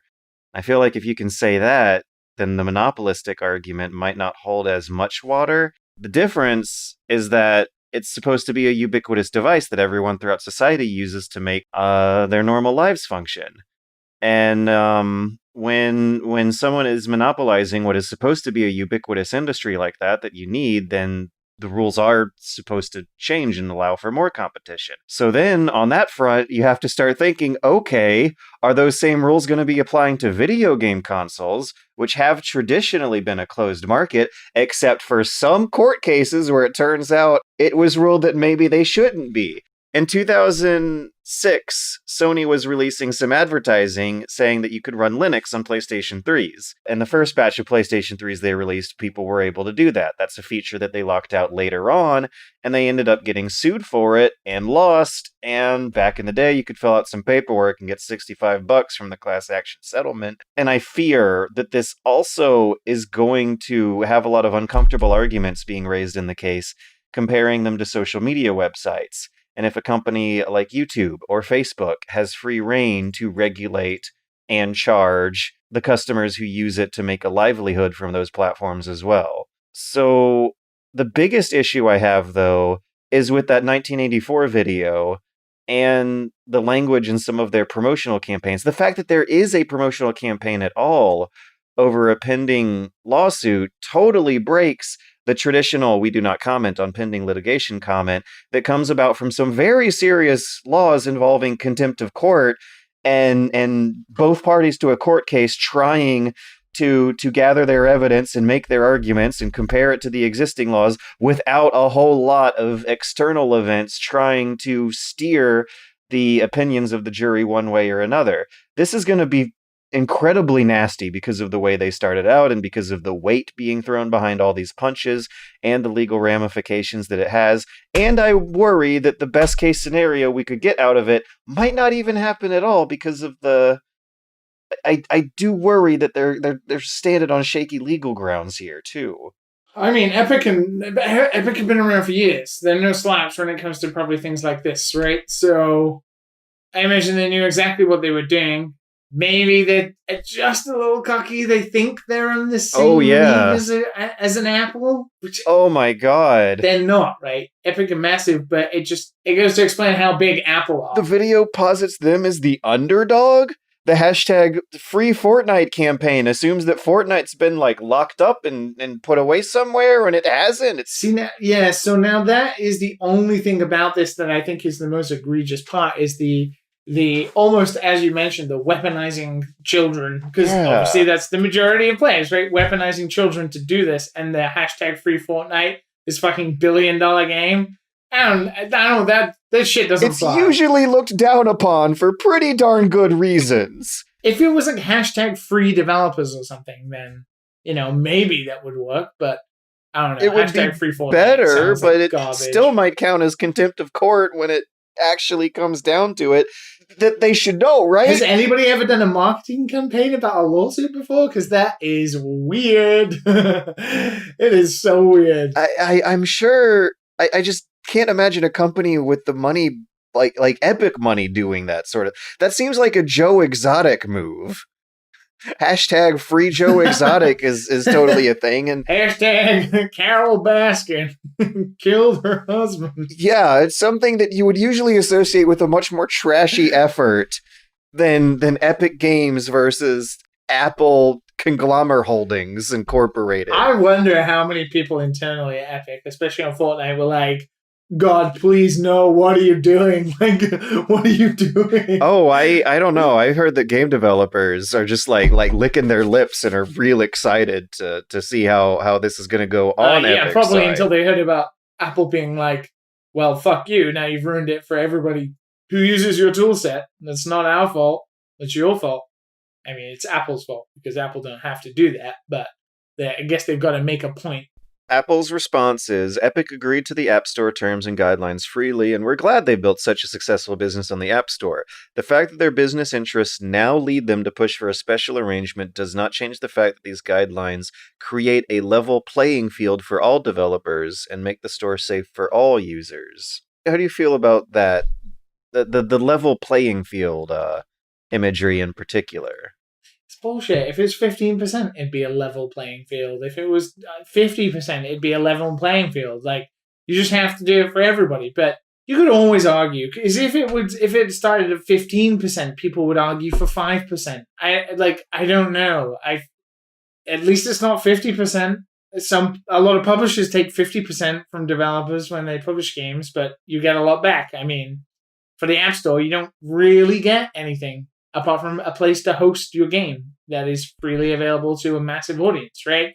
That, in this day and age, is not that much of a big deal, but, Apple aren't giving you anything else for that 30%. They're just automatically taking that. We use Patreon now, right? We host our Patreon on Patreon. Patreon take a massive cut out of that, right? Tax, and before tax, and then Patreon payment fees and all that kind of stuff.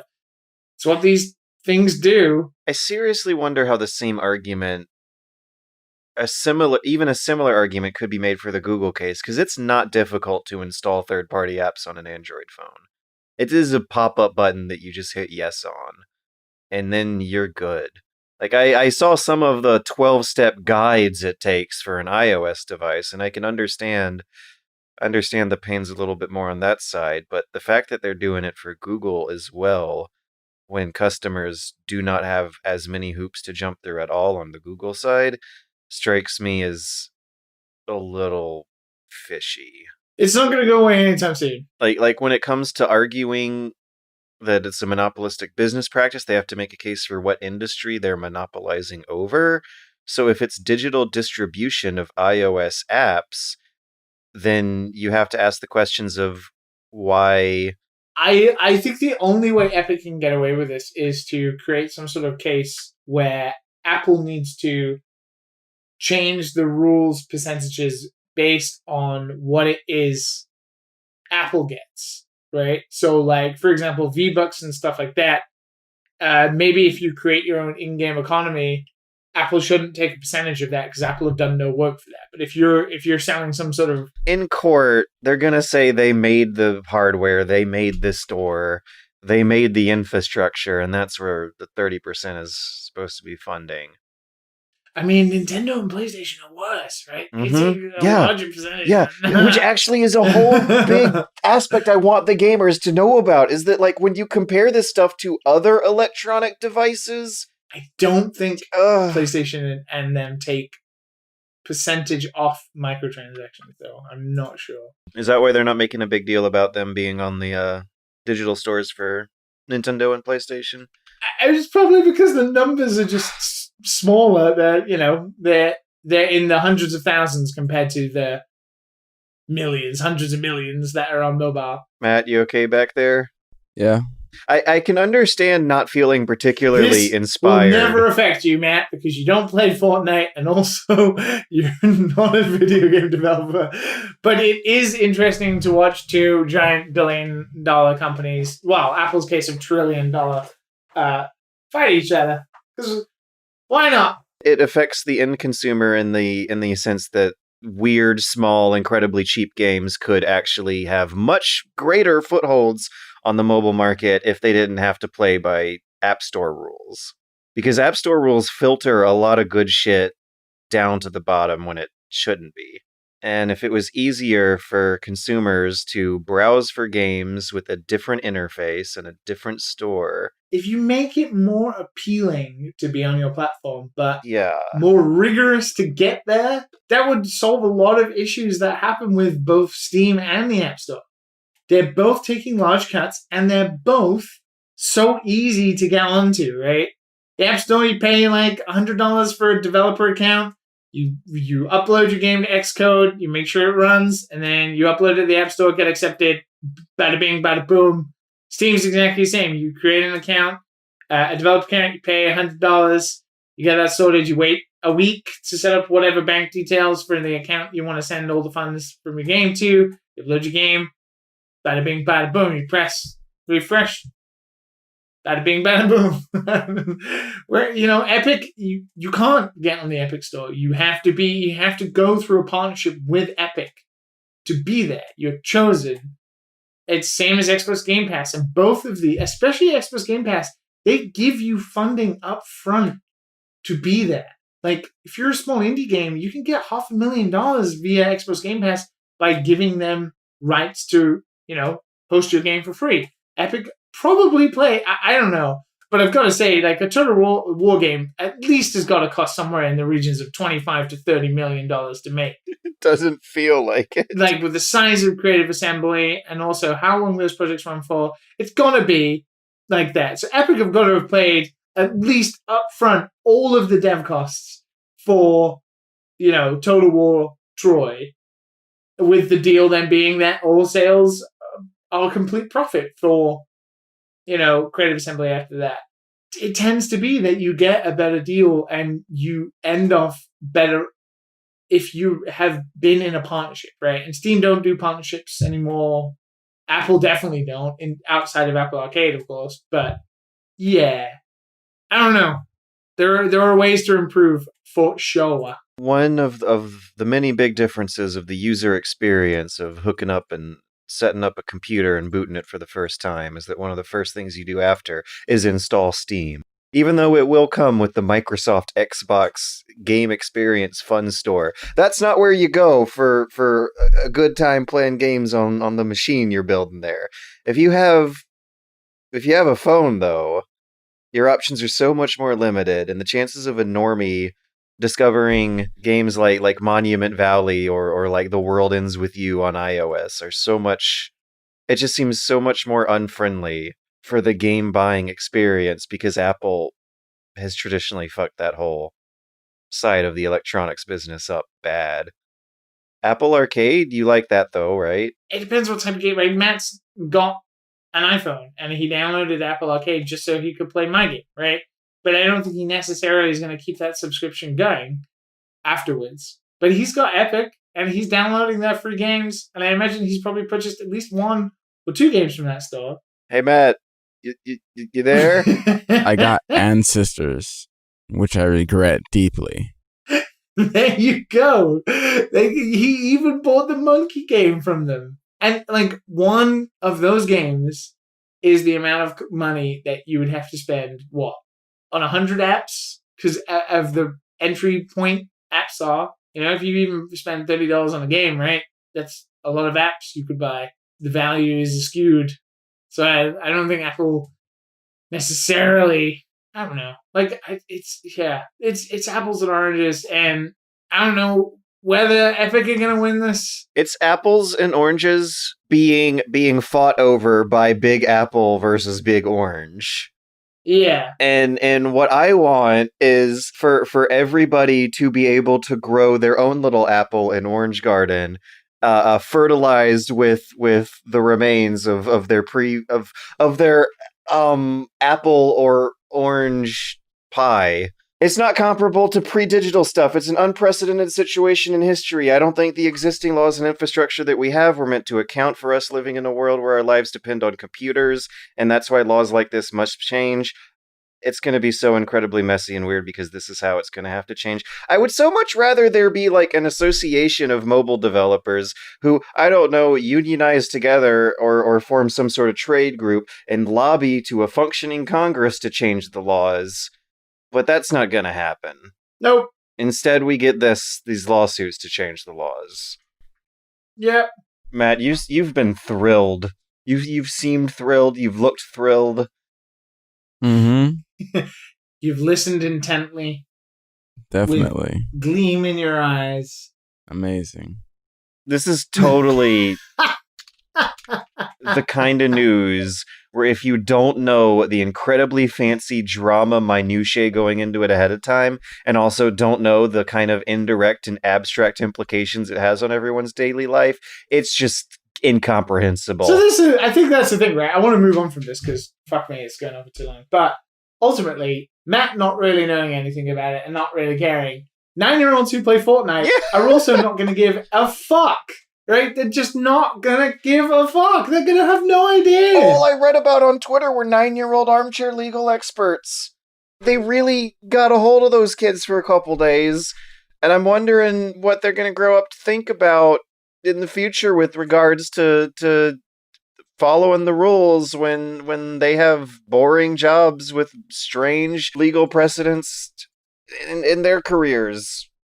We're a long time in, and I'm already going crazy from having an existentialist nightmare. If you would like to contribute or correct us or voice your inner demons and inner thoughts, don't correct us.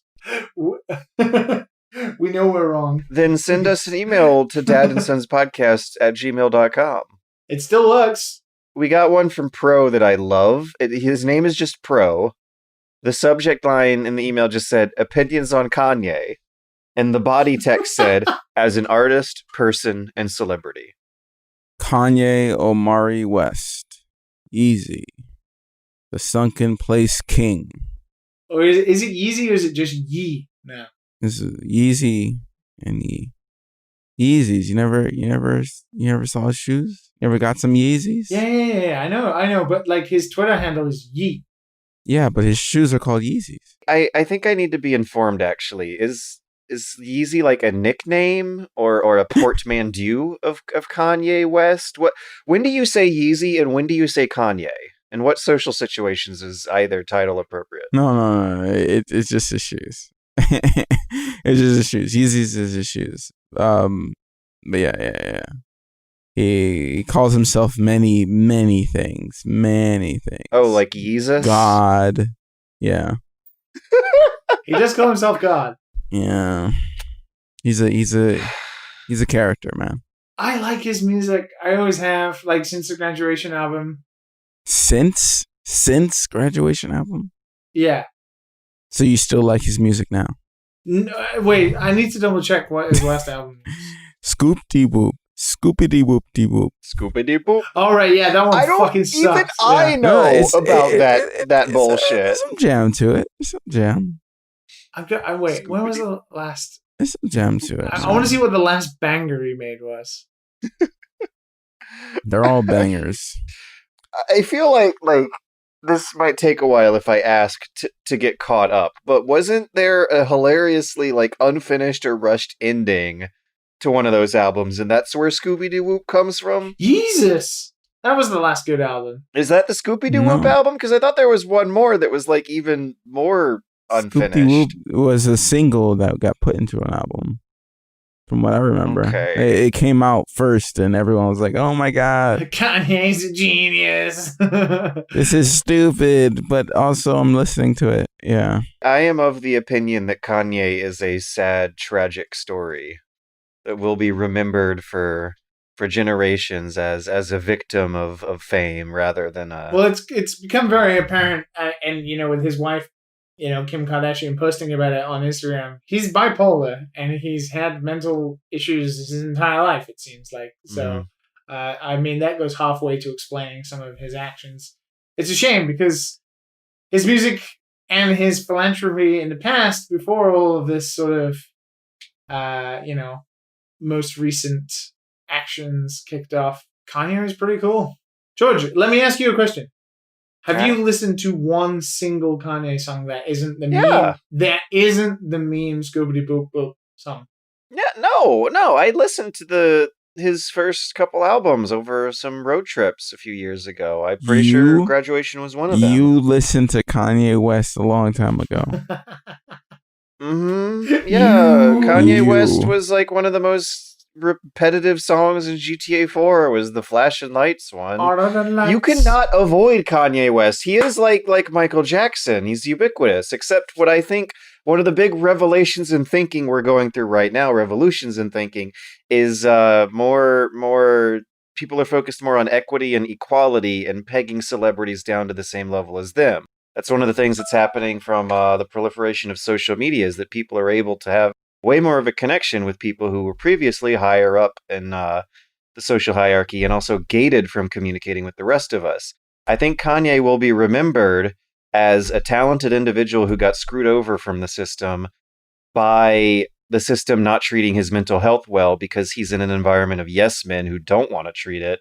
Because if he resists, who's going to say no to Kanye West? Whereas if any random schmuck resists, they'll have a whole family of people concerned about their well-being who will probably encourage them the other way to get bipolar treatment. Yeah, unlike Michael Jackson, I think Kanye West is going to be remembered more tragically than as an eccentric musical genius, but still a similar embattled figure. Like, Yeah. like, is he as big as Michael Jackson? Like I feel like No. He's close though. He's close, but he's out there. Like, I think it's that thing, right? It's like, will any author outlive William Shakespeare, right? There's a time and a place where somebody just becomes iconic that people 200 to 300 years from now know who that person is. And you gotta wonder, like, how crazy William Shakespeare would have turned out if he was doing his thing under a media environment. Hey, man, Michael Jackson outlived William Shakespeare. William Shakespeare died at 50. Michael Jackson died at what, 53? Yeah, that'll teach him. That'll show him, fucking William.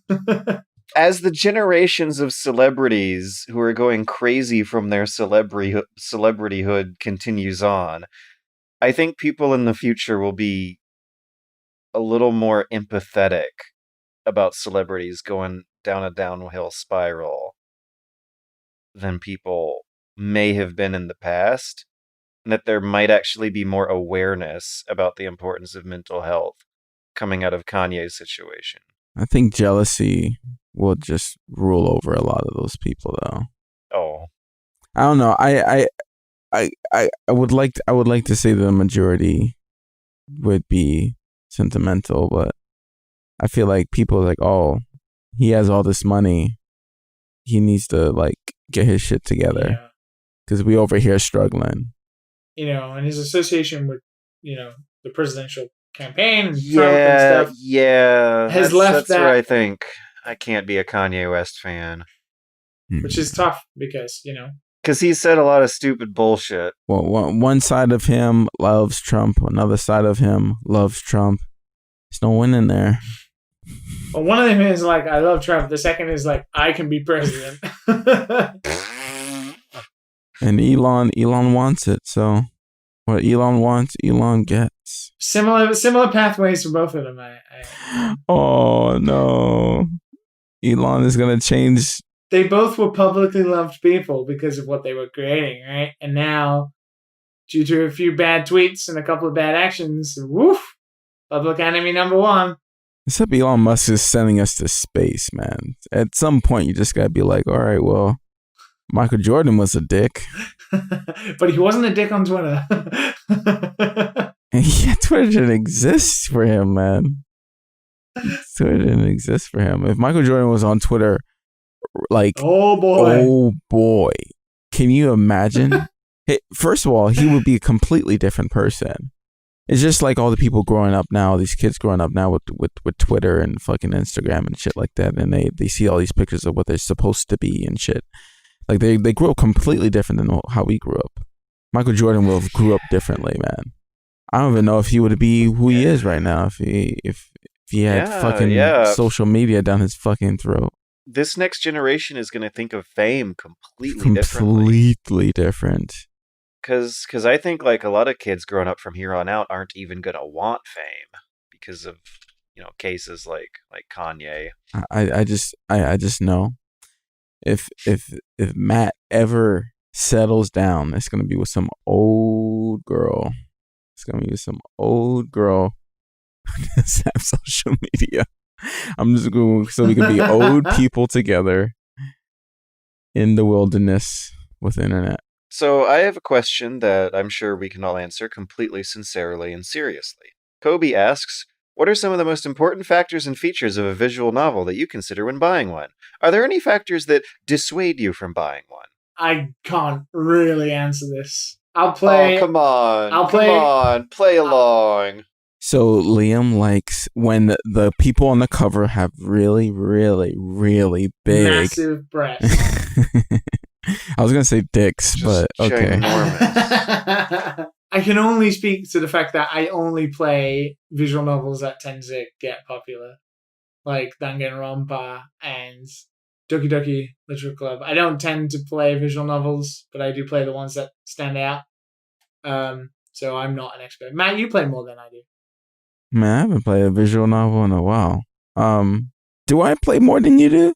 Don't put me under this bus. Definitely. If you had to buy one, if you closing your eyes and imagining the most, I'll just buy that right away visual novel, what does your brain picture? Patio Boyfriend. I don't know if I'm interested in Bird Dating Simulator. You're not interested What in kind of dating simulator? Homophobe. Right. Birdophobe? Birdophobia. Birdophobia. I don't know. I haven't seen any visual novels that's caught my eye. Really? Has anything good been out there? Like, I don't know. Like, it's like when they first started like being like huge, you get your fill out of them, and then if it's the same art, it's the same style. There's no animations. There's no like nothing pushing the genre forward. It's always just gonna be like this like picture visual novel. You know, it's kind of hard to kind of get into that, I guess, unless it's like really, really good. You know, like some murder mystery or some absurd shit going on. I don't know. Yeah. What would be your dream dating sim? Dream dating sim. Yeah, I don't know. I don't think these little anime games are gonna bring me my dreams dating sim. That's for sure. Art is a big factor for me with visual novels. Even probably more so than dialogue most of the time. So one that just looks good.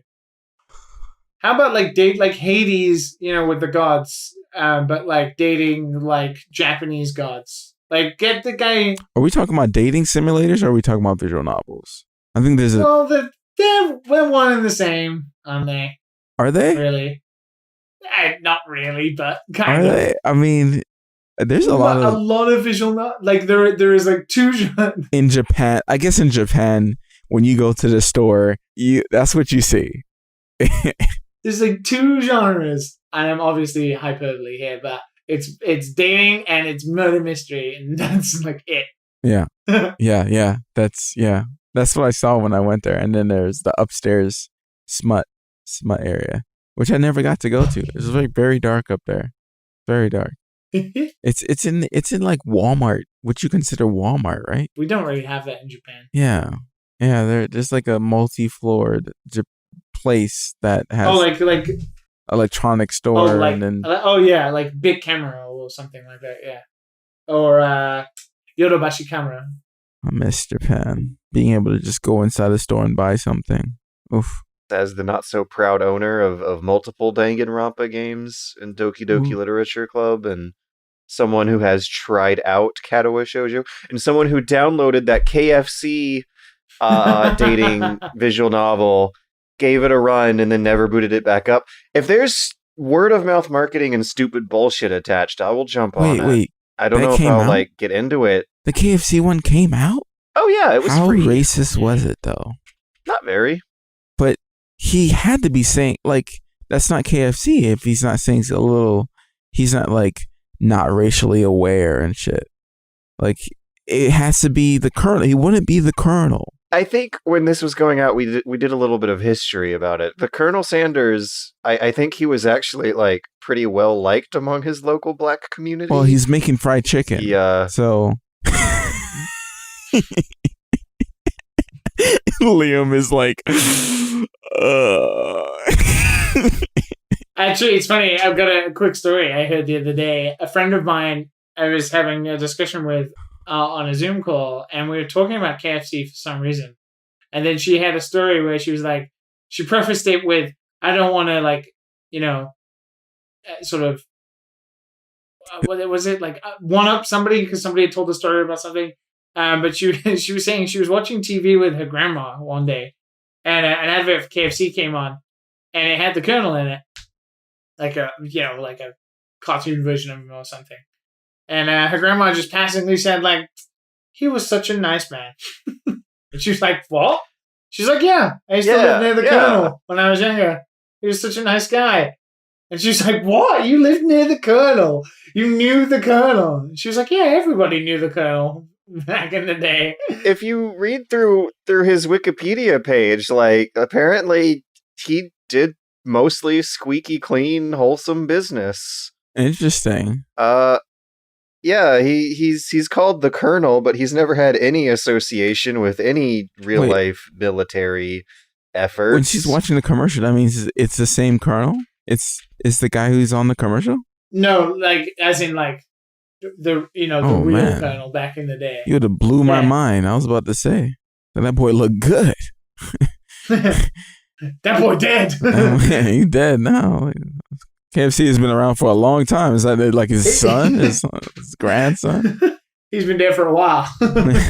Well, apparently he like left behind some very loose rules about what to do with his image and his business, and that's one of the reasons why they get fun with it and make a visual dating sim out of him. Apparently was fairly generous with the rules it takes to open up a KFC franchise and use the branding and various other projects. So yeah, no, Colonel Sanders I think is a pretty cool guy, all things considered, unlike whoever's in charge of Chick-fil-A, who I bet is a dick. What do you mean? What do you mean? Mr. Chicken Filet is like using the funds from all that chicken to support various Trump adjacent political opponents. Oh, and no. It's gotten worse. Force kids through like gay conversion therapy. Whoa, okay, now we're getting serious. Chick-fil-A has a very sinister underbelly to its history if you read its Wikipedia page. KFC, on the other hand, has a squeaky clean, wholesome, perfectly fine Wikipedia Squeaky history. Clean, huh? I don't know about squeaky. I think so. I don't know if I'm speaking probably, too early. Probably not. But Probably not. Greasy Probably clean. not, Greasy the Colonel, clean. dude. The Colonel? I don't know. What's wrong with what are you getting at? All you're doing is saying the Colonel. I don't know about him. But is there like any case of data history? Like, wait, all right. What? Yeah, I gotta look up this. I can't believe we're 2 hours in and we're rambling about the Colonel. I think it's like time. The fucking Colonel, man. Do we want to do one more? How do you with one more in? This is a little specific. Kind of folds into a news story that we had on the topic. Kind of folds into a news story that we've had as a topic on the docket, but didn't go fully through with. That's the U.S. Army's esports teams. Flash.fm on Patreon asked us, what are your thoughts on the U.S. Army esports Twitter and Discord? It's a weird combination of game giveaways, cute anime girls, all tied together with ooh-woo replies, which sometimes insolently link to Army recruitment pages. This seems like a surreal Verhaven fever dream. Verhoeven being the director of various cyberpunk dystopic 80s movies as RoboCop and Starship Troopers. I'm not American. I don't know. Dude, I wish we had done this news story. I had it as a backup for 3 weeks, and something else was bigger and more important, but this shit is hilarious to me. I mean, it's hilarious, but it's also like undeniable modern 2020 propaganda recruiting material. Oh, it's totally RoboCop and Starship Troopers IRL. What's wrong with it? Every fucking Kojima prediction has happened. Do you remember the beginning of Metal Gear Solid 4? There's commercials for gyms and energy drinks and interview talk shows and cooking shows, but they're all incorporated into the military-industrial complex somehow. Now we're living in a future where cute anime girls and furries on Twitter are incorporated into the military-industrial complex somehow. Yeah. I should try to speedrun a ban on the U.S. Army Discord server. Matt, would you join the army for some sweet Twitch emotes? No, man. No. How about some anime girl giveaways? I'm not dying for this country. You kidding me? If a more patriotic thing was ever spoken. I'm not dying for this fucking country, man. They don't care about me. They don't get. Yeah. Did you ever see that fucking viral tweet that was going around? Why did you join the army? Why did you join the army? And most of the people and all didn't know the fucking tragedy replies. Yeah, they're like a lot of the replies were like, "Oh, because I was coerced to, because I was growing up in a poor neighborhood and had no better options and came out worse for it." the $20,000 deposit that I didn't get, shit like that. Like, just like, nah, man. Nah, I'm not going in the fucking army, man. I have options out here, sort of. So I'm gonna keep pushing for those. I have had the colorful opportunities throughout life to hang out with military people, and even they hate the recruiters. Like, there is more hatred for military recruiters than there are for cops. Like, those guys are just absolutely shat on by every angle from all of society. I wonder who grows up as a kid wanting to be a military recruiter. A lot of people who are even super duper gung-ho about the military lifestyle do not appreciate is the very naked effort to exploit poor kids who don't have other outlets throughout life. And this feels like an incredibly more disingenuous and naked attempt to grab that demographic, since they're going after video games. And anything that's going to be exploiting the gamer persecution complex is going to kill me because of Gamergate trauma, which is, I think, one of the reasons why this Epic business makes me so queasy. But yeah, like, I hate the thought of some kind of sheltered suburban kid, like the types that I would go to middle and high school with, who lived out 14 miles off of a secondary road in the middle of rural Georgia, who have no interaction with anyone who doesn't, like, look like them or think like them, and getting sucked into a world where their only stable job in the future is a military one, and all of the communications that they immerse themselves in are like nationalistic, hateful bigotry, and the bubble all stems from this Discord right here, the U.S. Army esports Discord.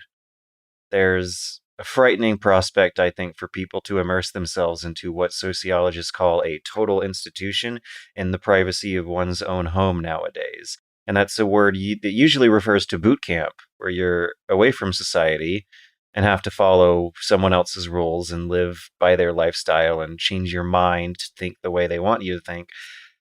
But usually in history, you'd have to go out to do that. You'd have to go to boot camp or join a cult. Make a Twitch account. Now you can join the army. And now we're all supposed to be locked up inside anyway, isolated. I feel like you can immerse yourself in a total institution without leaving your own home anymore. That's the kind of business that militaries are in. Is in rewiring people's brains through drilling new stuff into them in an isolated community where they don't have to follow the rest of society's standards. There's a documentary from the 80s I really wish I could find again about boot camps and how much it destroys your sense of self-preservation and individuality when you start to, like, react on orders on muscle memory, orders that are supposed to be more for the good of the squad than your own self. And it's fucking scary. Killing orders. Yeah, the US got explicit with desensitization training during Vietnam. And that was making trainee dummies and training exercises particularly bloody and gory to try and desensitize them to the real thing. And there are some very scary statistics by some instructors about just how they're like 60% more likely to pull the trigger. Anyways, I'm definitely going down a depressing hole here. We're just I should climb out of it somehow. Hey, here's a rope, George. Here's a rope. Here you go. We'll help you out. We're pulling you out. That's a rope. We're pulling you out. Oh, okay. I'm so sorry that the state of my mind assumed the rope was for something else. Maybe you should have tossed down a ladder instead. God, no. Yeah. Here's the ladder. A ladder would be like harder to use for alternative purposes. Is what you're saying. Oh, okay. You just went out and said the quiet part out loud now. Everything's fine. Don't worry about it. No, we can't end like that. That's just too depressing. That's way too depressing. Dude, we can't be going over 2 hours. It's too long. Yeah, but we could just put something else here. We could put this here. We could put this here. Here you go. Here's your ending.